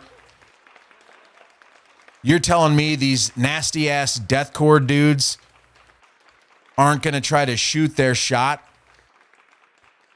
They're probably all up in her DMs, dude. All up in that shit. Just all up in that shit. All right. So he goes, you're a bitch and you will never go anywhere with what you're doing. Don't fuck with me. I can shut down everything you're doing. Grow up. You look like you're 50. Holy fuck. Really, dude? Okay. So I say, if you need to talk, I'm here for you, bro. So I'm trying to be supportive of the situation because I want to get the info. What's the scoop? Who's actually in your wife's DMs? It's not me. I'm not the enemy here. It's all your friends. All right, some more laughing emojis, crying, laughing. And he tells me, come to a show sometimes with 3 hearts. And then I'm responding here to him telling me he's going to shut down all my shit. I say, okay, shut it all down. You're the king of YouTube. And he goes, okay, with an exclamation point. And I said, shut it all down, man. And he goes, keep raging, bro. This is funny. And I go, so you want me to come to a show of a band I don't even listen to and pay to come see you what? Fight me? Like, what's he gonna do? Is he really gonna come up to me and fight me over a comment? I'm just super interested in knowing where this is gonna go. That's why I keep pressing it. I want him to say that he challenges me to a fight. So then he goes on and he calls me a jealous incel pussy. Jealous incel pussy. You follow me, loser. I'm like, what the fuck is wrong? Now I'm an incel? I'm messing with him. And he goes, you're pathetic, but it's kind of funny. Yes, you are. I'm like, laugh my ass off, dude. You're so fucking lame. I mean, because these like insults that he's hurling at me are all like Reddit bullshit. Incel. Everybody's an incel. If you don't like somebody, call them an incel. You know? It doesn't even make any sense. Come on now. Shit talking loser. You got to be like 40 plus years old. You're probably a pedo. Okay, with a pedo now I'm an incel. I'm a pedo. I mean, he's in here just harassing the fuck out of me. He's in my DMs, by the way. All right, so then where are we at? I said, you are the one in my DMs pressed about a comment. If I were you, I wouldn't even give a fuck. Oh, so now I'm a pedo. Loser. I'm a pedo incel guy. He goes, yeah, you talk shit on Instagram comments. LOL. Get fucked. And I say, steroids much? And he goes, and you're old. Get a life. I'm old? What's old? Just remember, you're a loser, a coward, and you will shut the fuck up now because I said so. Whoa, this guy really thinks he's like the Deathstroke guy.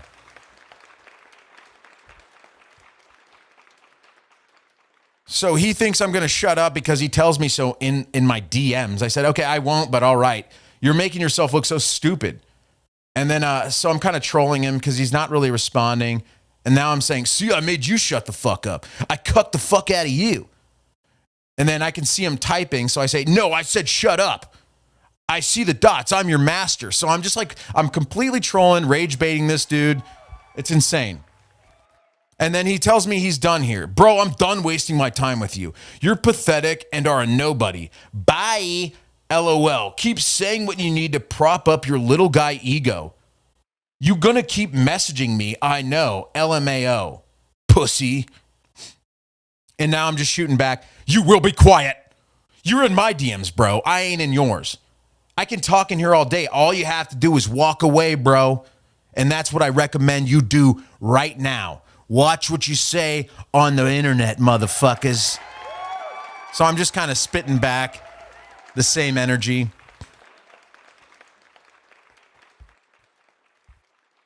At any time, this guy can walk away, and he chooses not to. He keeps messaging. Now he's telling me, keep messaging. You mad.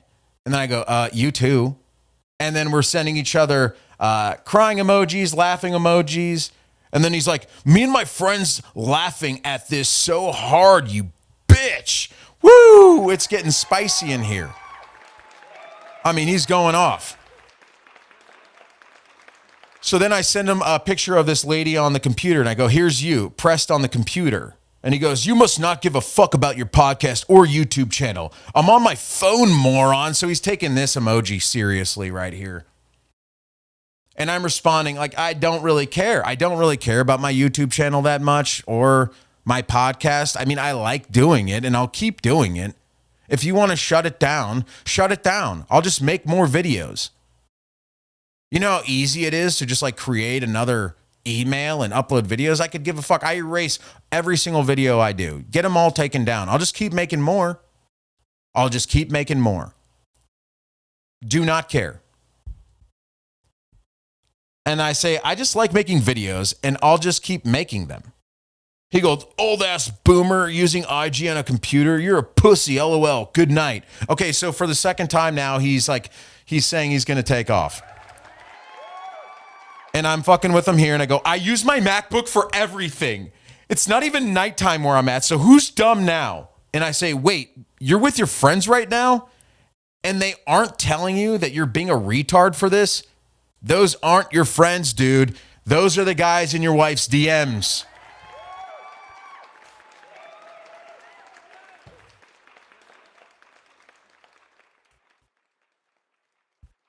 I mean, this is absolute madness right here. And now he's kind of he's going to change up right here a little bit.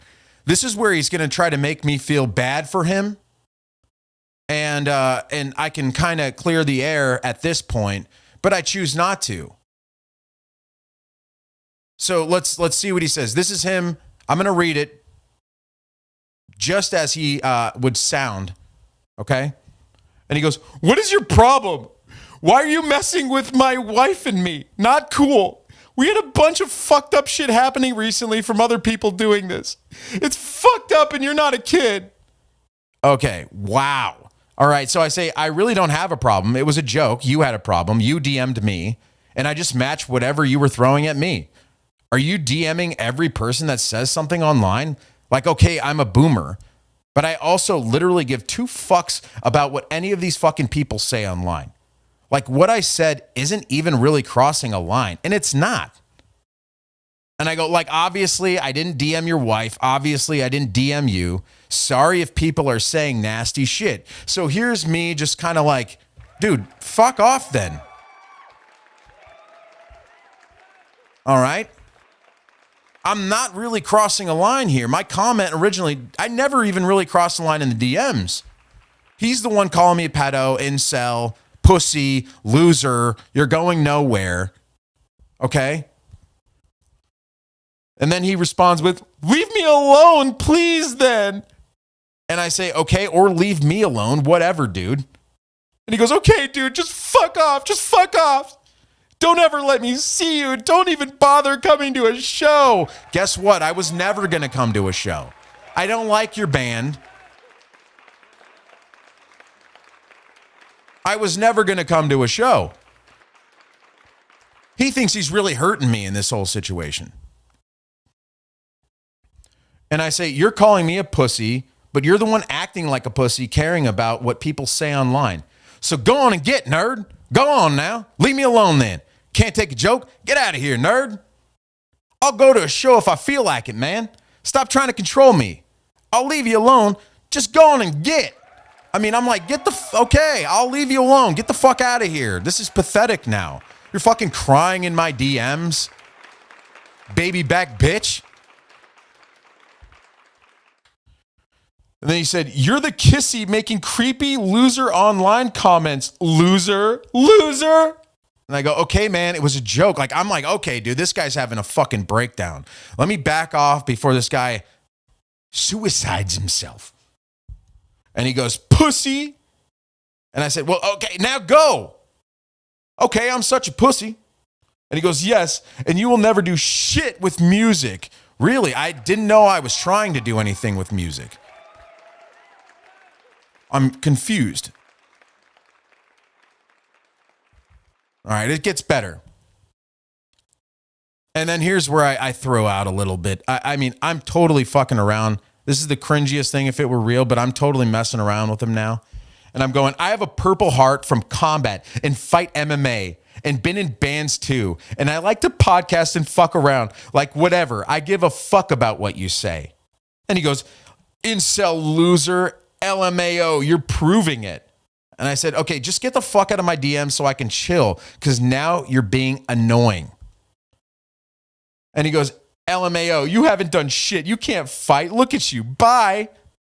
And I go, hey, dude, I do feel bad for you and your wife with the comments, but now you're making me want to keep fucking with you. So go on and get. And he's like, "What's your last name?" And I say, "My last name, it's Joe's, Bodega Joe's." And he go, "Oh, I found it." So now he's basically scrubbing, all my social media platforms. He found out who I am, which is, it's fine. Anybody could find it. And so now he has my last name and he's looking up all my shit now. And then so I'm just assuming that he's going to try to dox me. Give me a second. I'm assuming that he's going to try to dox me now. And I say, go ahead and dox me. You're going to look so stupid. And he goes, got your name, blacklisted, peace sign.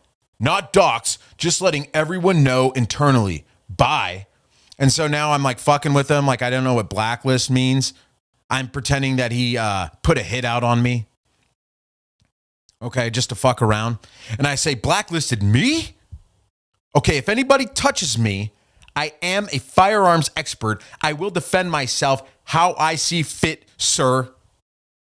Fine, you dox me. I'm going to blast these DMs and fucking roast you. Fuck it. You won't leave me alone. And now you're putting a hit on me for a joke. Cool. Now I'm going to relentlessly fucking troll you on my show, even if I only do have 100 subscribers. I'll do it just for fun now, since you're being such a huge pussy and doxing and blacklisting me and my last name. And he goes, keeping you out of shows because you're acting strange and seem dangerous. Okay, wasn't I just invited to the shows? Now I'm uninvited and blacklisted. So now he's saying he's not going to dox me, and that by blacklisting he means he's sending it up the chain. And now I can't go to shows anymore, any deathcore shows. And I go, well, so he's telling me now I seem strange and dangerous. And I said, well, that's a fucking lie. Fine, bro, play it like that. Then I'll do my thing. Making up shit about me, calling me a pedo and incel, like rumors that can get someone seriously fucked up. I didn't do shit except tell a joke, and now I'm strange and dangerous? Fucking seriously, you're a dork, and no wonder everyone trolls you and your wife. I'm a boomer, but at least I'm not retarded. And then I comment on his followers because he's a big guy. He's got a lot of followers, 16,000 followers, 16K. So I say 16K ain't shit either, by the way. And he goes, not everyone. Creepy losers like you, man. You have issues. And because of how you are acting to other real people, you are facing consequences now. You're acting creepy. And I absolutely don't know you or trust you. And you seem dangerous straight up. Saying you know MMA, that's violent. And I don't want you at any show of mine or at my friends' band's shows. Okay, so when I was just a pussy, you wanted me to come to your shows so you can like beat me up. But now that I tell you I'm a trained fucking killer, now I'm strange and dangerous and I'm blacklisted. By the way, never threatened him once. All right, I'm the only one receiving threats here. And then he goes, sorry you fucked up by talking shit to the wrong people. And I go, dude, you threatened me. And he goes, yep. And I said, you threatened me first, you fucking schizo. And he goes, you're creepy to my wife first. It wasn't unprompted. You began this. And then I said, how? I never even had any communication with your illegal alien wife. I don't know where she's from. She's definitely here on a visa, which I'm going to have revoked, by the way. Donald Trump. Okay, he goes, yeah, we're done. You got issues. And I said, yeah, mail order bride shit later. And he goes, you are so jealous. You're pathetic, man. And I say, jealous of what? Your wife has the most unattractive accent I have ever heard, if I'm being honest. And he's like, don't let me see you in person. You won't do shit, bitch. Well, first of all, that doesn't make any sense. I won't see you in person. We don't hang out together. We're not going to be in the same crowds. You banned me from all your shows. There's no way we're ever going to run into each other.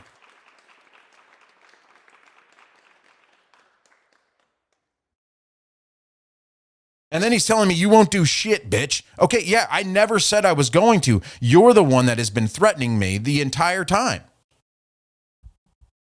I said, so you threatened me, retard? And he goes, yeah, I did. And I said, all I said is try me and I'll defend myself. And he goes, do something. Good luck with that. I said, no, you. Laughed my fucking ass off. And he goes, where you live? AZ? I said, apparently you have my last name, don't you? So figure it out, Jason Bourne. He said, yeah, I want to make sure my friends and fam are safe from you, coward. Go ahead and make a video about me, bro. See what happens. And I said, I will. You're a fucking schizo. He sends me strong arm guys. And so you think this is a joke, but it's not. You are acting creepy and dangerous. I'm sure your girlfriend will be pumped about you commenting stuff about sliding into my wife's DMs. Set a better example for the kiddos too, man. Also, I wouldn't recommend making a podcast episode about this unless you want to make this into more of an issue than it already is. And I said, never said I was sliding in her DMs, you moron. I'll make whatever I want to make. Dan from Crow crashes out because I didn't know at the time that it was Crown Magnetard, and I kept calling him Crow Maneater. And then at the last thing I said is, from a lawyer perspective, if I'm such a threat, you seem to be the one very interested in my personal life, address, kids, and are still in my fucking DMs. Ladies and gentlemen, Dan Tucker from Crow Magnetard. I mean, this is such a big, ridiculous show of insecurity. I can't even get over it. It's so insane to me that this guy is so pressed over an open-ended joke that didn't refer to his wife, didn't refer to him. He's assuming because he's so insecure, because all the other deathcore guys have no respect and they're all in his wife's DMs, most likely. And that's where this is all coming from. He's having a hard time coping with all this shit. And I totally get it. But okay, you couldn't take a joke. Get out of here, you fucking nerd. All right, we talked about it.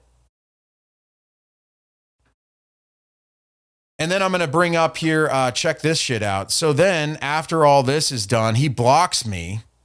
All right. And then he posts on his Instagram after he blocks me. He makes a post about me and he screenshots my Bodega Joe's Instagram page right here. This dude is harassing me. Okay, hold on. Let me blow this up here. Let me blow this up. So this is my Instagram page. He goes, this dude is harassing me and people close to me, leaving creepy comments. I messaged him. He pretended to not know what was up. Do not associate. Do not support. Ladies and gentlemen, what the fuck? I mean, go ahead. I don't care. Everybody hates me anyway. But this is based on lies. He was harassing me. I left one comment. Creepy? I think not. I did acknowledge what he was talking about. I never pretended not to know what was up. I was fucking with him about seeing the screenshot that he sent me. So that's a lie. I never harassed anybody. I just want to set the record straight. Yeah. Dan Crown, you're a huge vagina. I just want to let you know that. Fucking crying in my DMs because you're goddamn insecure.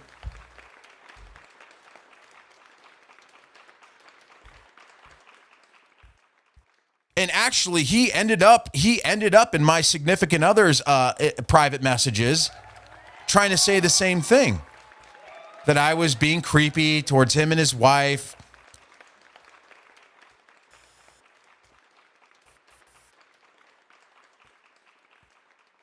Which is not true. I mean, this guy's using his platform. He's a fucking liar. That's true. He's lying about the whole situation. Now I'm blocked from my favorite podcast, Brutality Podcast. They blocked me on Instagram.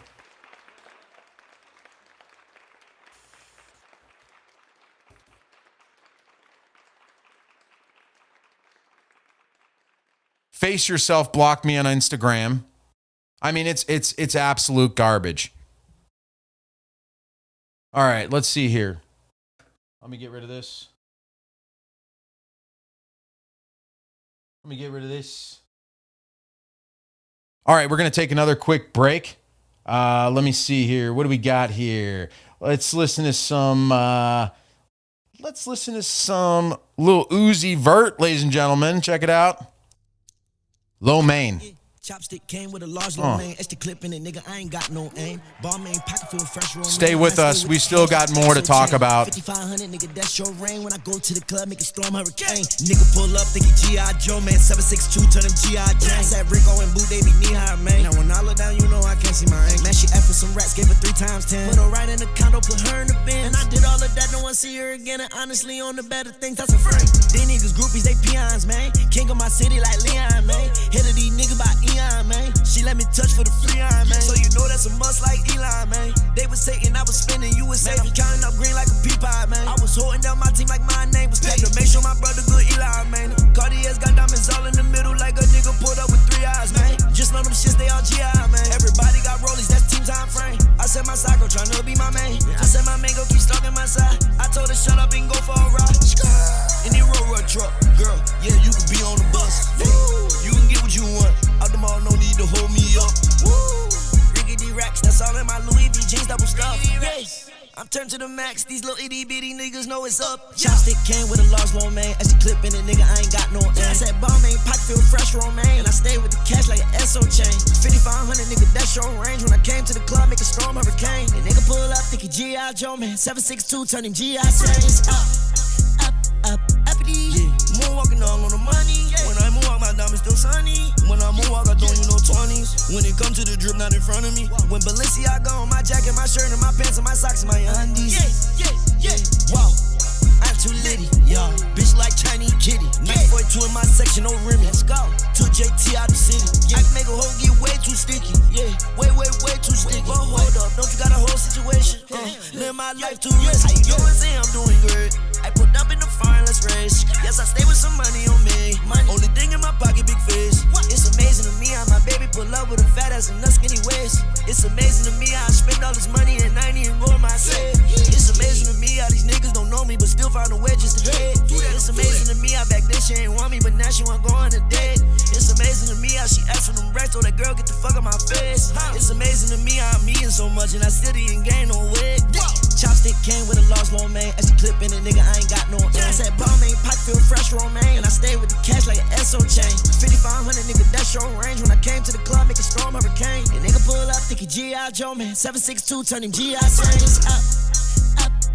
Uppity. Moonwalking all on the money. When I moonwalk, my diamond's still sunny. When I moonwalk, I don't use no 20s. When it come to the drip, not in front of me. When Balenciaga on my jacket, my shirt, and my pants, and my socks, and my undies. Yeah.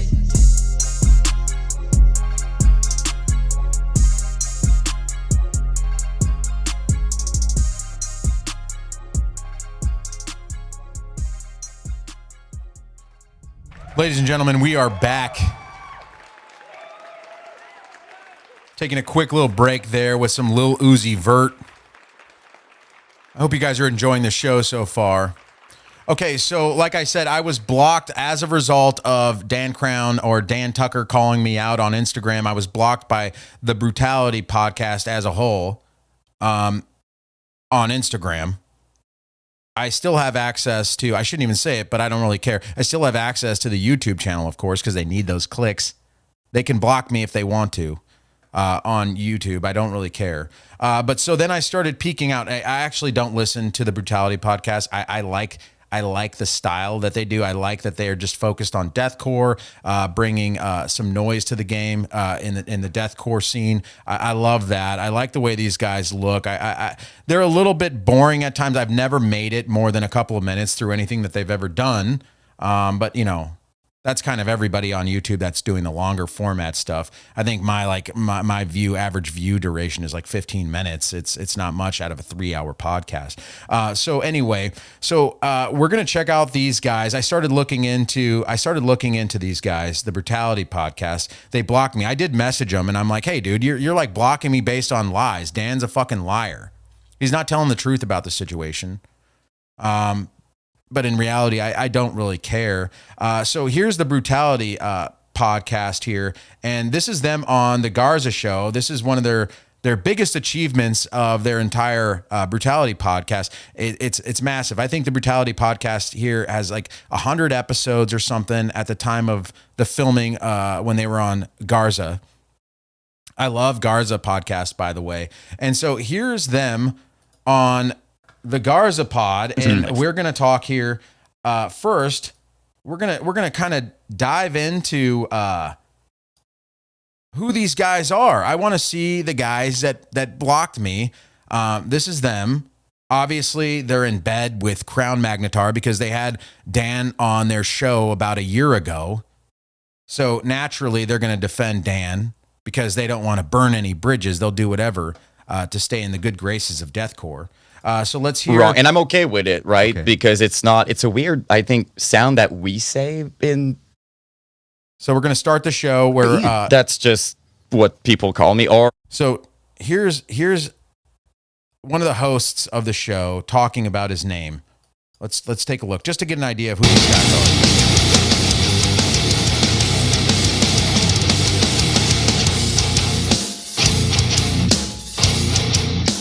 Okay, so I was struggling. How exactly do you say your name?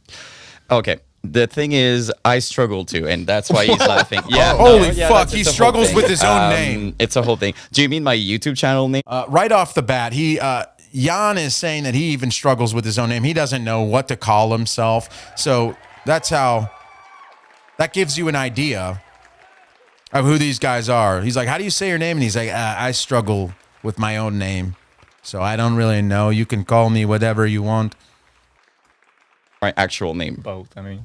Probably both? Just both. Okay, so my name in French is Jan, but it's not a sound that people in English just say. So Jan. People call me either like Ian or like Jan. Ian, is that what Ian? Ian, yeah, like Ian? IAN. Why? Why Ian? That's just what people call me, or Jan.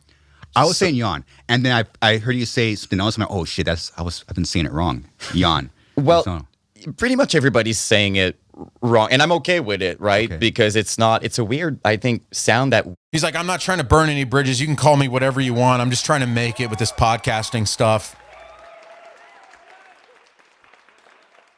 So here's Jan talking about his own name that he doesn't know. Canada in French, but like people don't really, so it's Jan, but it's not really kind of a sound. So people call me like Jan, and for the most part, I would say, right?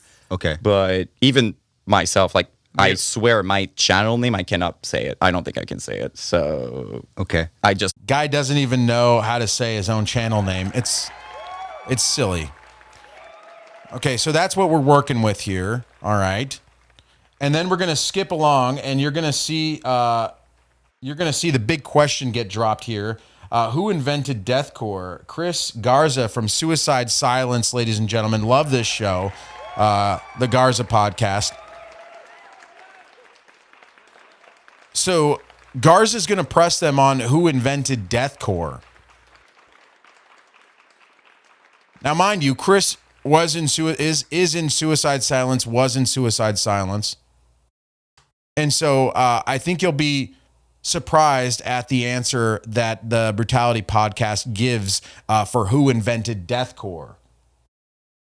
So let's check it out. It's like that sort of thing, right? It's an issue. I think it's time to drop the big tamale. I got some hot heat. Check it out. You're gonna hear it. And you guys, let's go. You guys are the perfect humans to ask. Okay, let's do it. Who invented Deathcore? Oh shit! No, that's okay. It's. I told you it was a hot heat. No, I'm loving it. I'm loving it. Mm-hmm. So who invented? It's a big question because every single time you see in the comments, there's always someone who's like, well, in 1977, someone. I get it. There's probably some people. I get it. Oh, it came from blues from. I'm talking like a very like just. Yeah. Don't get too geeky. Not to impress anybody. Okay, so Garza wants the answer. Garza already has the answer. He knows. He's like, you got it. You're gonna say me, but he doesn't want to tell them to say that. So he's telling them to like avoid being geeky. Don't try to impress me. And then here we go. You have the impress me people like, oh, but what about shut the fuck up? Exactly. Who invented Deathcore? Okay, zero bullshit. you want me to? Okay, so Plenty of time, man. So for me, like real deathcore, that to me sounds like deathcore. It would be Despised Icon. That really sounded like the mashup of, and they're still amazing at it today. But like, okay, we're easing into it. Death metal and the blend of it, even down to having two vocalists, one doing the hardcore, one's doing like the gutturals, and it was really early. We're talking like what 2001, 2, yeah. So to me, they started it. But what happened is this big question of who invented deathcore. The thing is, it became something else kind of quickly in 2000 when you guys dropped like the EP and like Job for a Cowboy with Doom. It was something else. It was this sort of brutal, death metal with breakdowns. So this question is difficult to answer because I would say Despised Icon, but it moved on to be something else. And when the Cleansing and those albums dropped, that was the sound of like, this is deathcore. Yeah. Oh, so now he is sucking off Suicide Silence and Garza here. They couldn't hold on. They had to say it. You guys invented deathcore. Check this out. No, that's deathcore. So it's a big question. So maybe it's not one band. I don't know. Yeah, because obviously I can't sit here and say Suicide Silence. I can't sit here and say we can say it. I can't say that.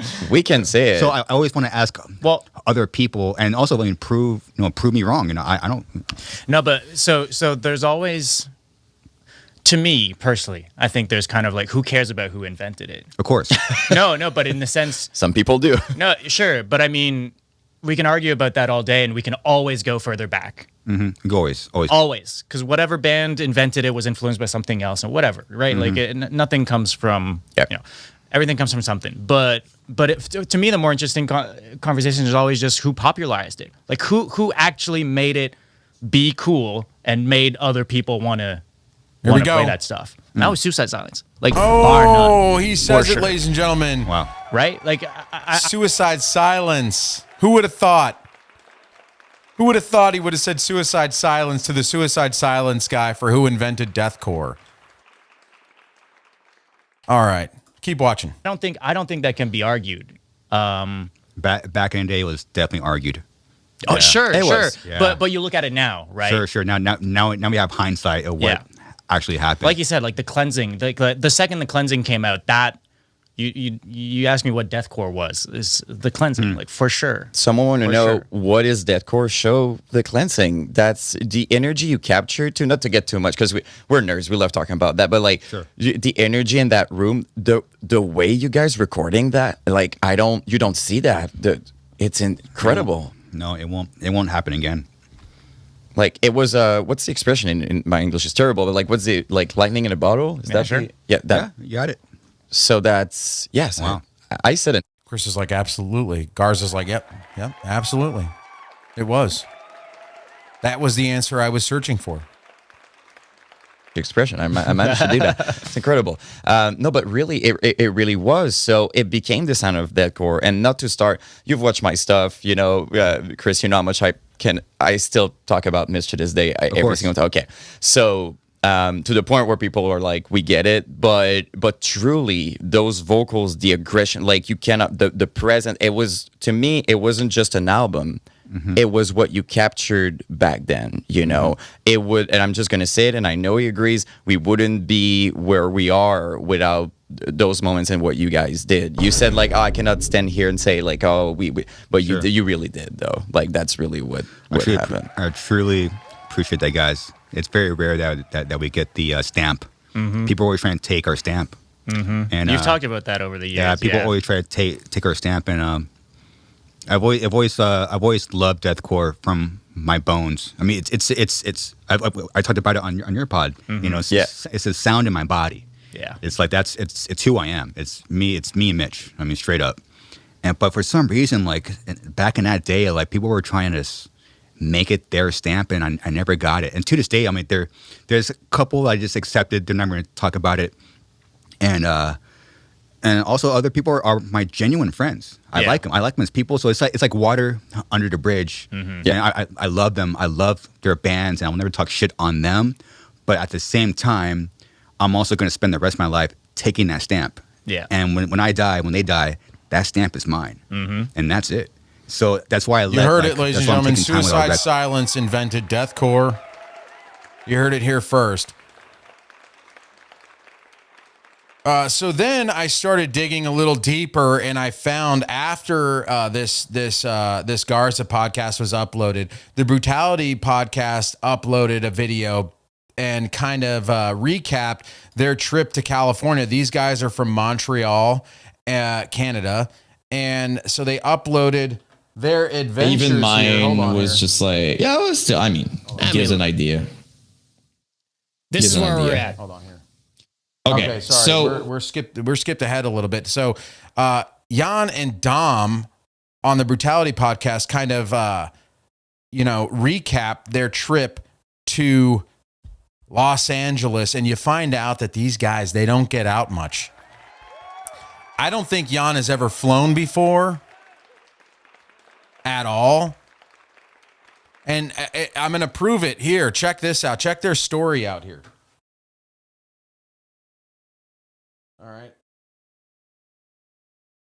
Here's Jan talking about airport security. So, and when we woke up, it's so weird. You wake up, it's still super dark. It feels like, you know, when you wake up and you think you have to wake up, and then you realize, oh no, it's in the middle of the night, I'm fine. It felt like that, except we had to wake up. That's how it felt. So then but I was happy because I was like, you know, we're freaking going in LA, right? That was kind of the mood. Like I might die, but at least I'm going to LA. That was kind of my, and then you woke up and you're like LA, but like kind of quiet, not to wake up anyone.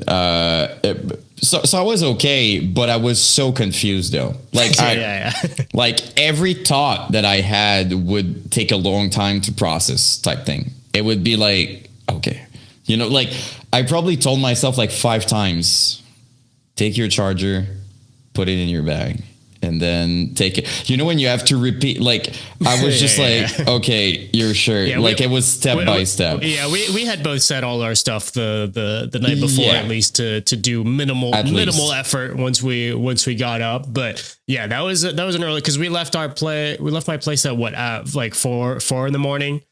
Yeah. So grab some coffee, which will be important later on in the story. Oh, come on. Yeah.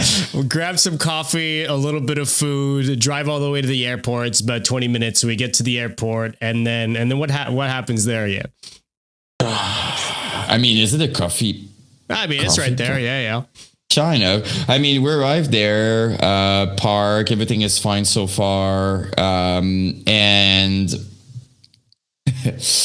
okay, so in the airport, there is the place before not getting searched, but like putting all your things in a tray, and then security. No, it's not. Yeah, Jan, it's called TSA, Canadian TSA. And stuff like that, and then just for. He's like, it's not really like, I don't know, we're putting our bags and stuff, and, you know, I don't know what it's called. Maybe I took one sip of my coffee. Maybe. Like, I'm waiting to sit down with my coffee. And the dude at security is just like, oh, you cannot cross with that. So I'm like, oh. So I move aside, Jan has no idea that you can't bring any liquids over 3.5 ounces. He's never been to an airport. He doesn't know what TSA is. He has a whole coffee from McDonald's, by the way, shit coffee. And realizes as he's trying to look cool drinking his coffee, because that's what you do when you go to the airport, you get a big coffee. But you get a big coffee after you made it through TSA. He has no idea what he's doing, so he gets the coffee before going into the TSA line, which is absolutely criminal. Federal fucking prison. Check this out. Chugging my coffee, which, is probably the last thing I want to do ever. Like, just for context, I'm seeing we have like 32 people here. In case you don't know me, I talk a lot, which means that I'm usually drinking my coffee to like, it could take hours usually. So I don't chug things. I don't chug anything. It takes me forever. I eat cold most of the time. That's me. So now I need to chug the McDonald's coffee Still is hot really coffee. hot. Yeah. So I'm trying to chug that. This is absolutely adorable hearing this. This is absolutely adorable. These two guys just trying to, from Montreal, just trying to go to LA. No idea what's going on. They're like little children flying by themselves.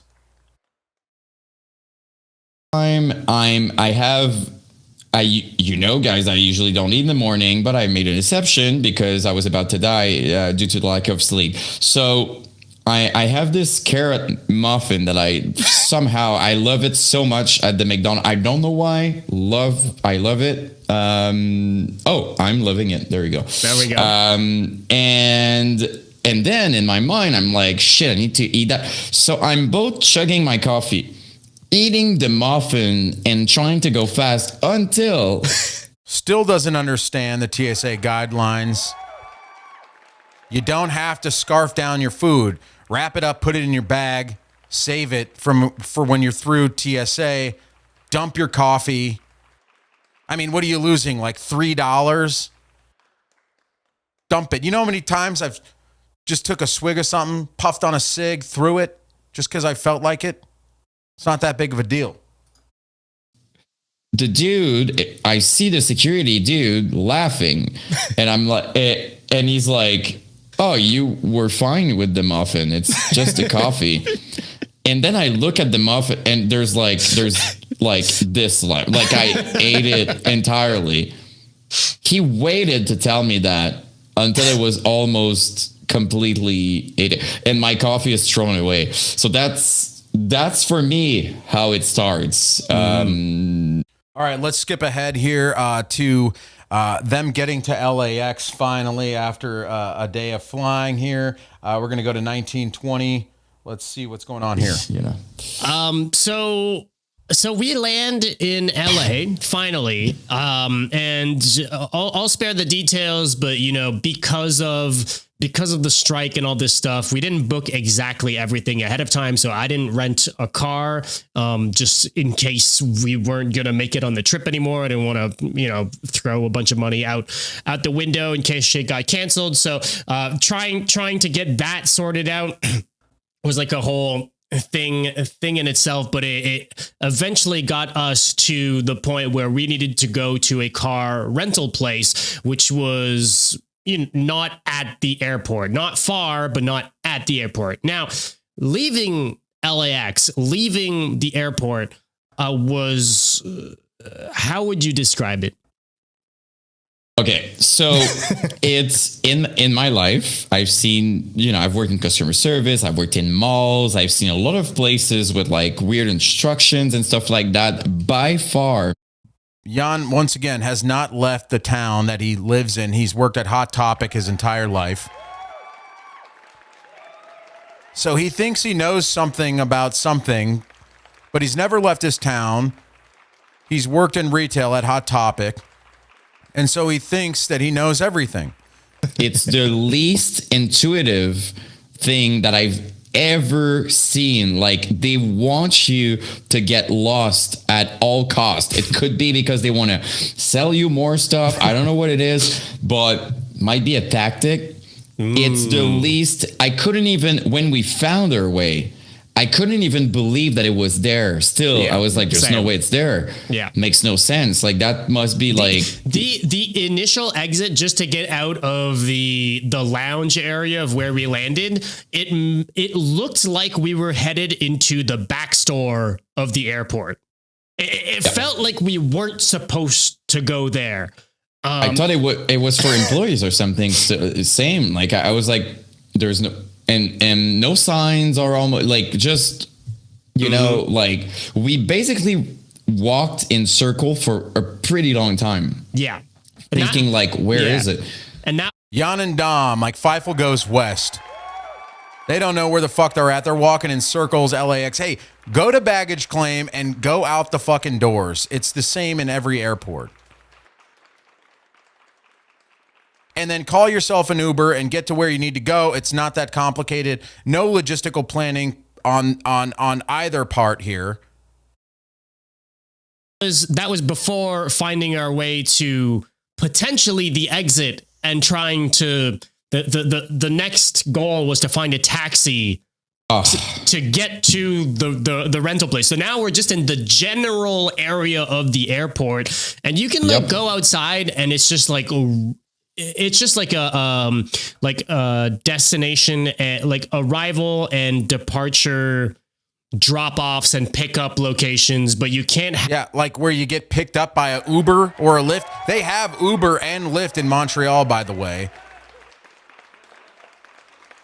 Like, what are you on? Just order a goddamn Uber or a Lyft, have them pick you up at LAX. It's not that hard. Why are you looking for a taxi? Nobody uses taxis anymore. Taxis can't go in most places. They have designated spots, and then you check on the map, you go to the spot that it says on the map, but there's nothing there. And then we finally flag down a guy who says, we're like, yo, we just want to catch a cab. Where can we find a cab? And he tells us, oh yeah, just go down to the right and you'll see there's tents. And that's where the cabs are. Super simple. Like super simple instructions, we thought. So we do that. How long of a walk was it to the tents? It honestly, between 15 and 20 minutes, it was like 5-6 streets like later. Like we had to walk for so long. That dude literally said, just go right. You'll see the tents. Like, you know, impossible to see. It's like we could have went like with a car. It was we had to far. Cross a highway to get there. There was no seeing the tents. No, impossible. Like ever. Impossible ever. Okay, now we're gonna skip over to let me see here. Next timestamp 39:15. They're gonna talk about let me see 39:15. They're gonna talk about arriving on or at Venice Beach right here.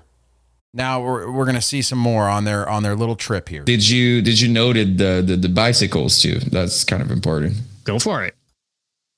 Okay, so there's a very large section for people to walk, be on their bikes and stuff like that, and basically next to the sand.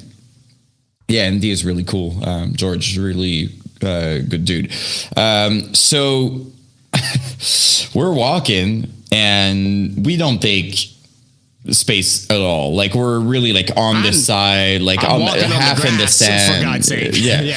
I mean, it's like we're almost not even in it. And every single bike almost would like, you know, when they have a little honk or like, and they would say comments a bell, and they would be like, it's for bicycle, like be careful, stuff like. I was just. So now Dom and Jan are walking around Venice Beach trying to be cool still, and they're walking in the bicycle lane, essentially is what they're saying. And now they have cyclists screaming at them, honking their horns, ringing their bells, saying, get the fuck out of the way.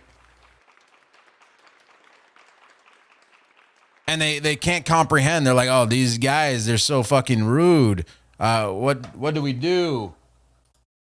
What is wrong with these people? Like, there's just for nothing context, wrong you could with fit these like people. 8 You're bikes the ones side by walking side. in the fucking bike We're lane. not even like a quarter of it, and they would all do that. I was just like, what is happening? And just add to this, all rental bikes. No one lives there. No one is acting like a local. This is just people being fucking entitled for no goddamn reason. Yep. Being entitled for no reason. I think you're being entitled for no reason. You're walking in the bicycle lane. And you're like, what is everybody doing? We're just walking in the bike lane, and they're getting mad. So I was just like, what is, you know what I mean? Like, what is wrong? We didn't care that much, but it was just funny because like we tried talking and every time the bell, and I was just like, come on. Like, I got an idea. Get the fuck out of the bike lane. How about that? Get out of the fucking bike lane, guys.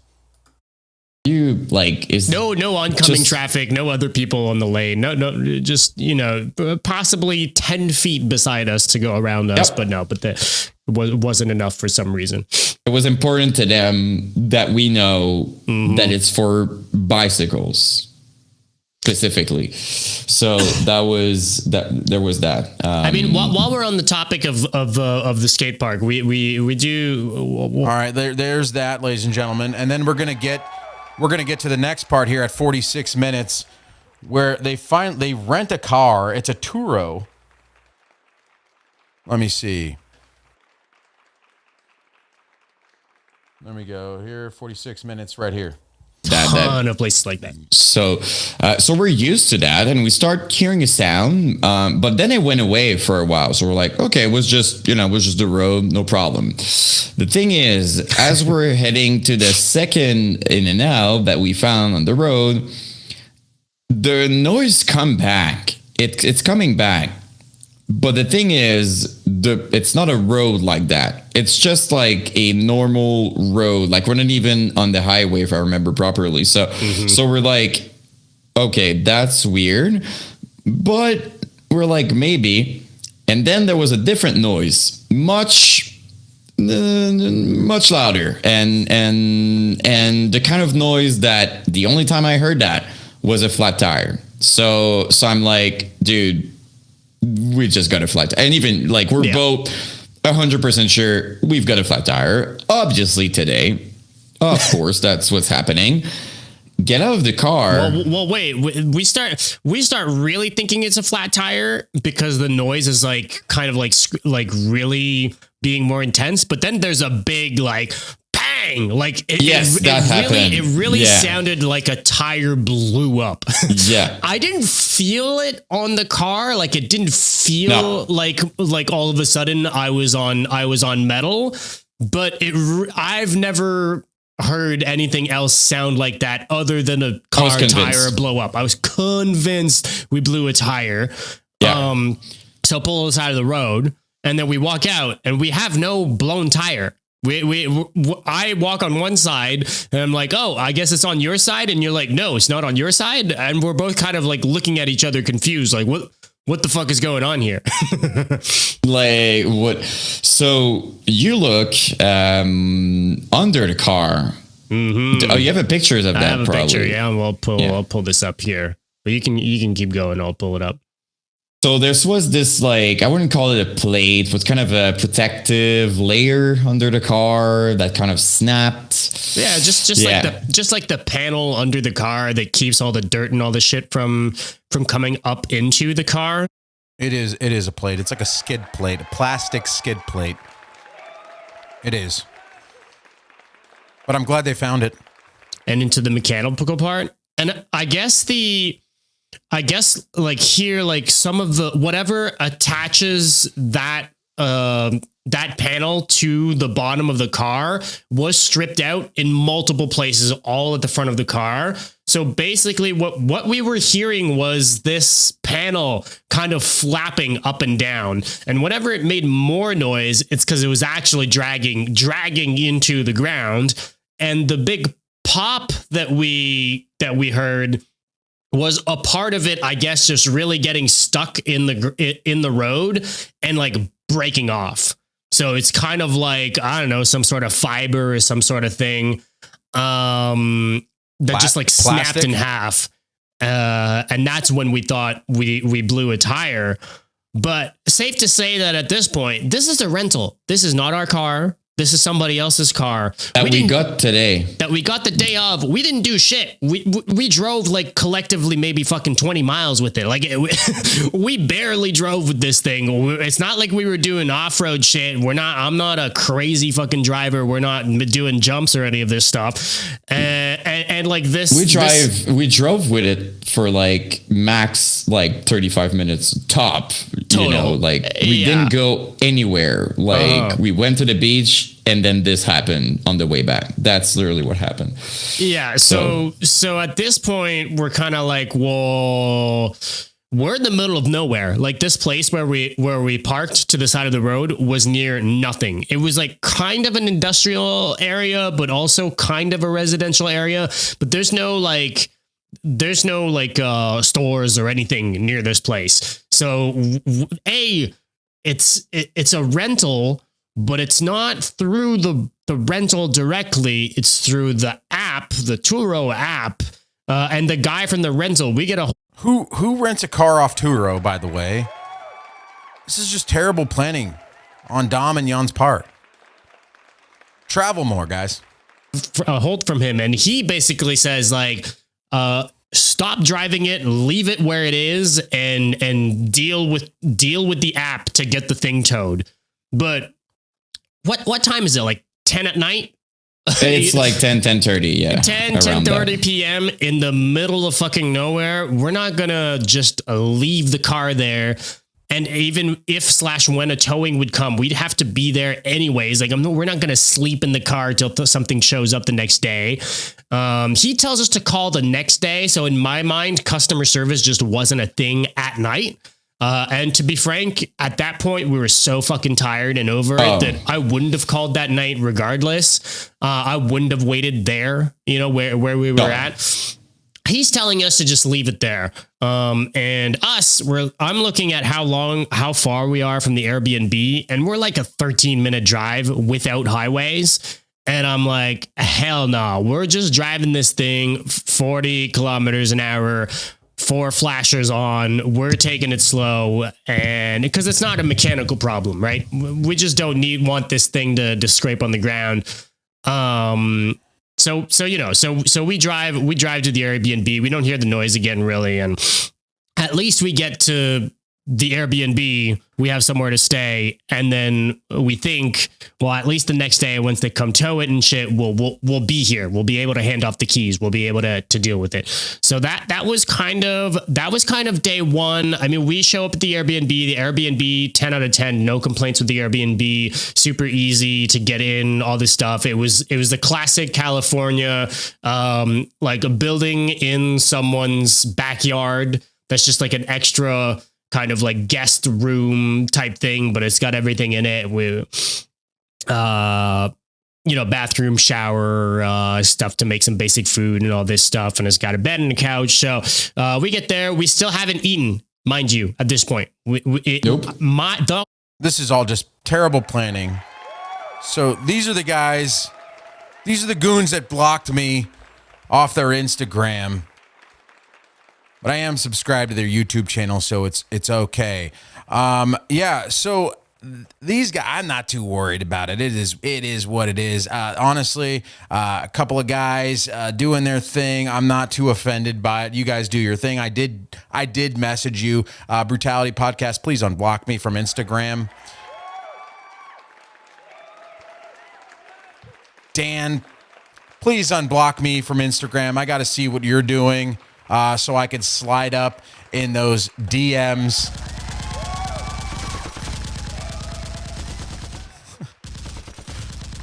Let me slide up all of them DMs, dude. I'm sorry. I apologize for everything. Don't shut it all down. I'm surprised that we're still here. Ladies and gentlemen, I don't even know what to say. We're gonna listen to we're going to listen to a band right here from Slam Worldwide called Deathstroke. Now, this is Deathcore. This is Deathcore at its finest, guys. Let me see here. This is Deathcore at its finest. This is who Dan Tucker wants to be, the guy from Deathstroke. He stole your whole aura and is way fucking bigger. You wish you're as big as this guy right here from Deathstroke. Dan, eat your heart out. Here's some real shit.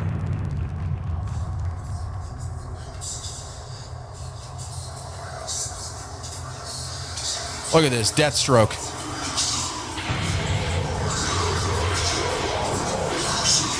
There we go. Check this guy. Get a load of this guy. Dan, eat your heart out.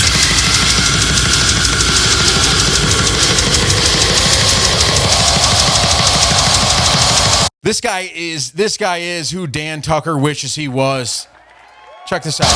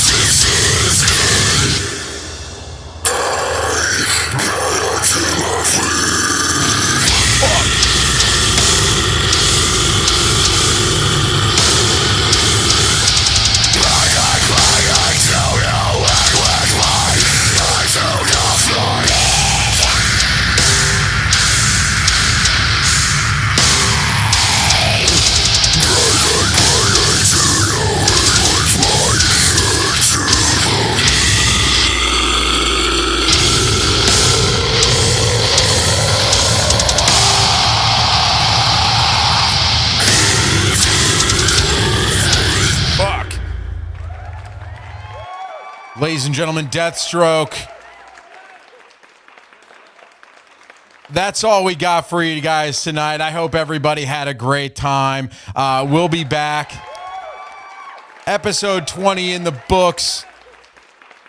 We hope everybody had a great time. We're going to be listening to some girl tones here, Cherry Picker. I hope you guys have a great night. Take care. We'll see you guys next time on the Show No Mercy Show.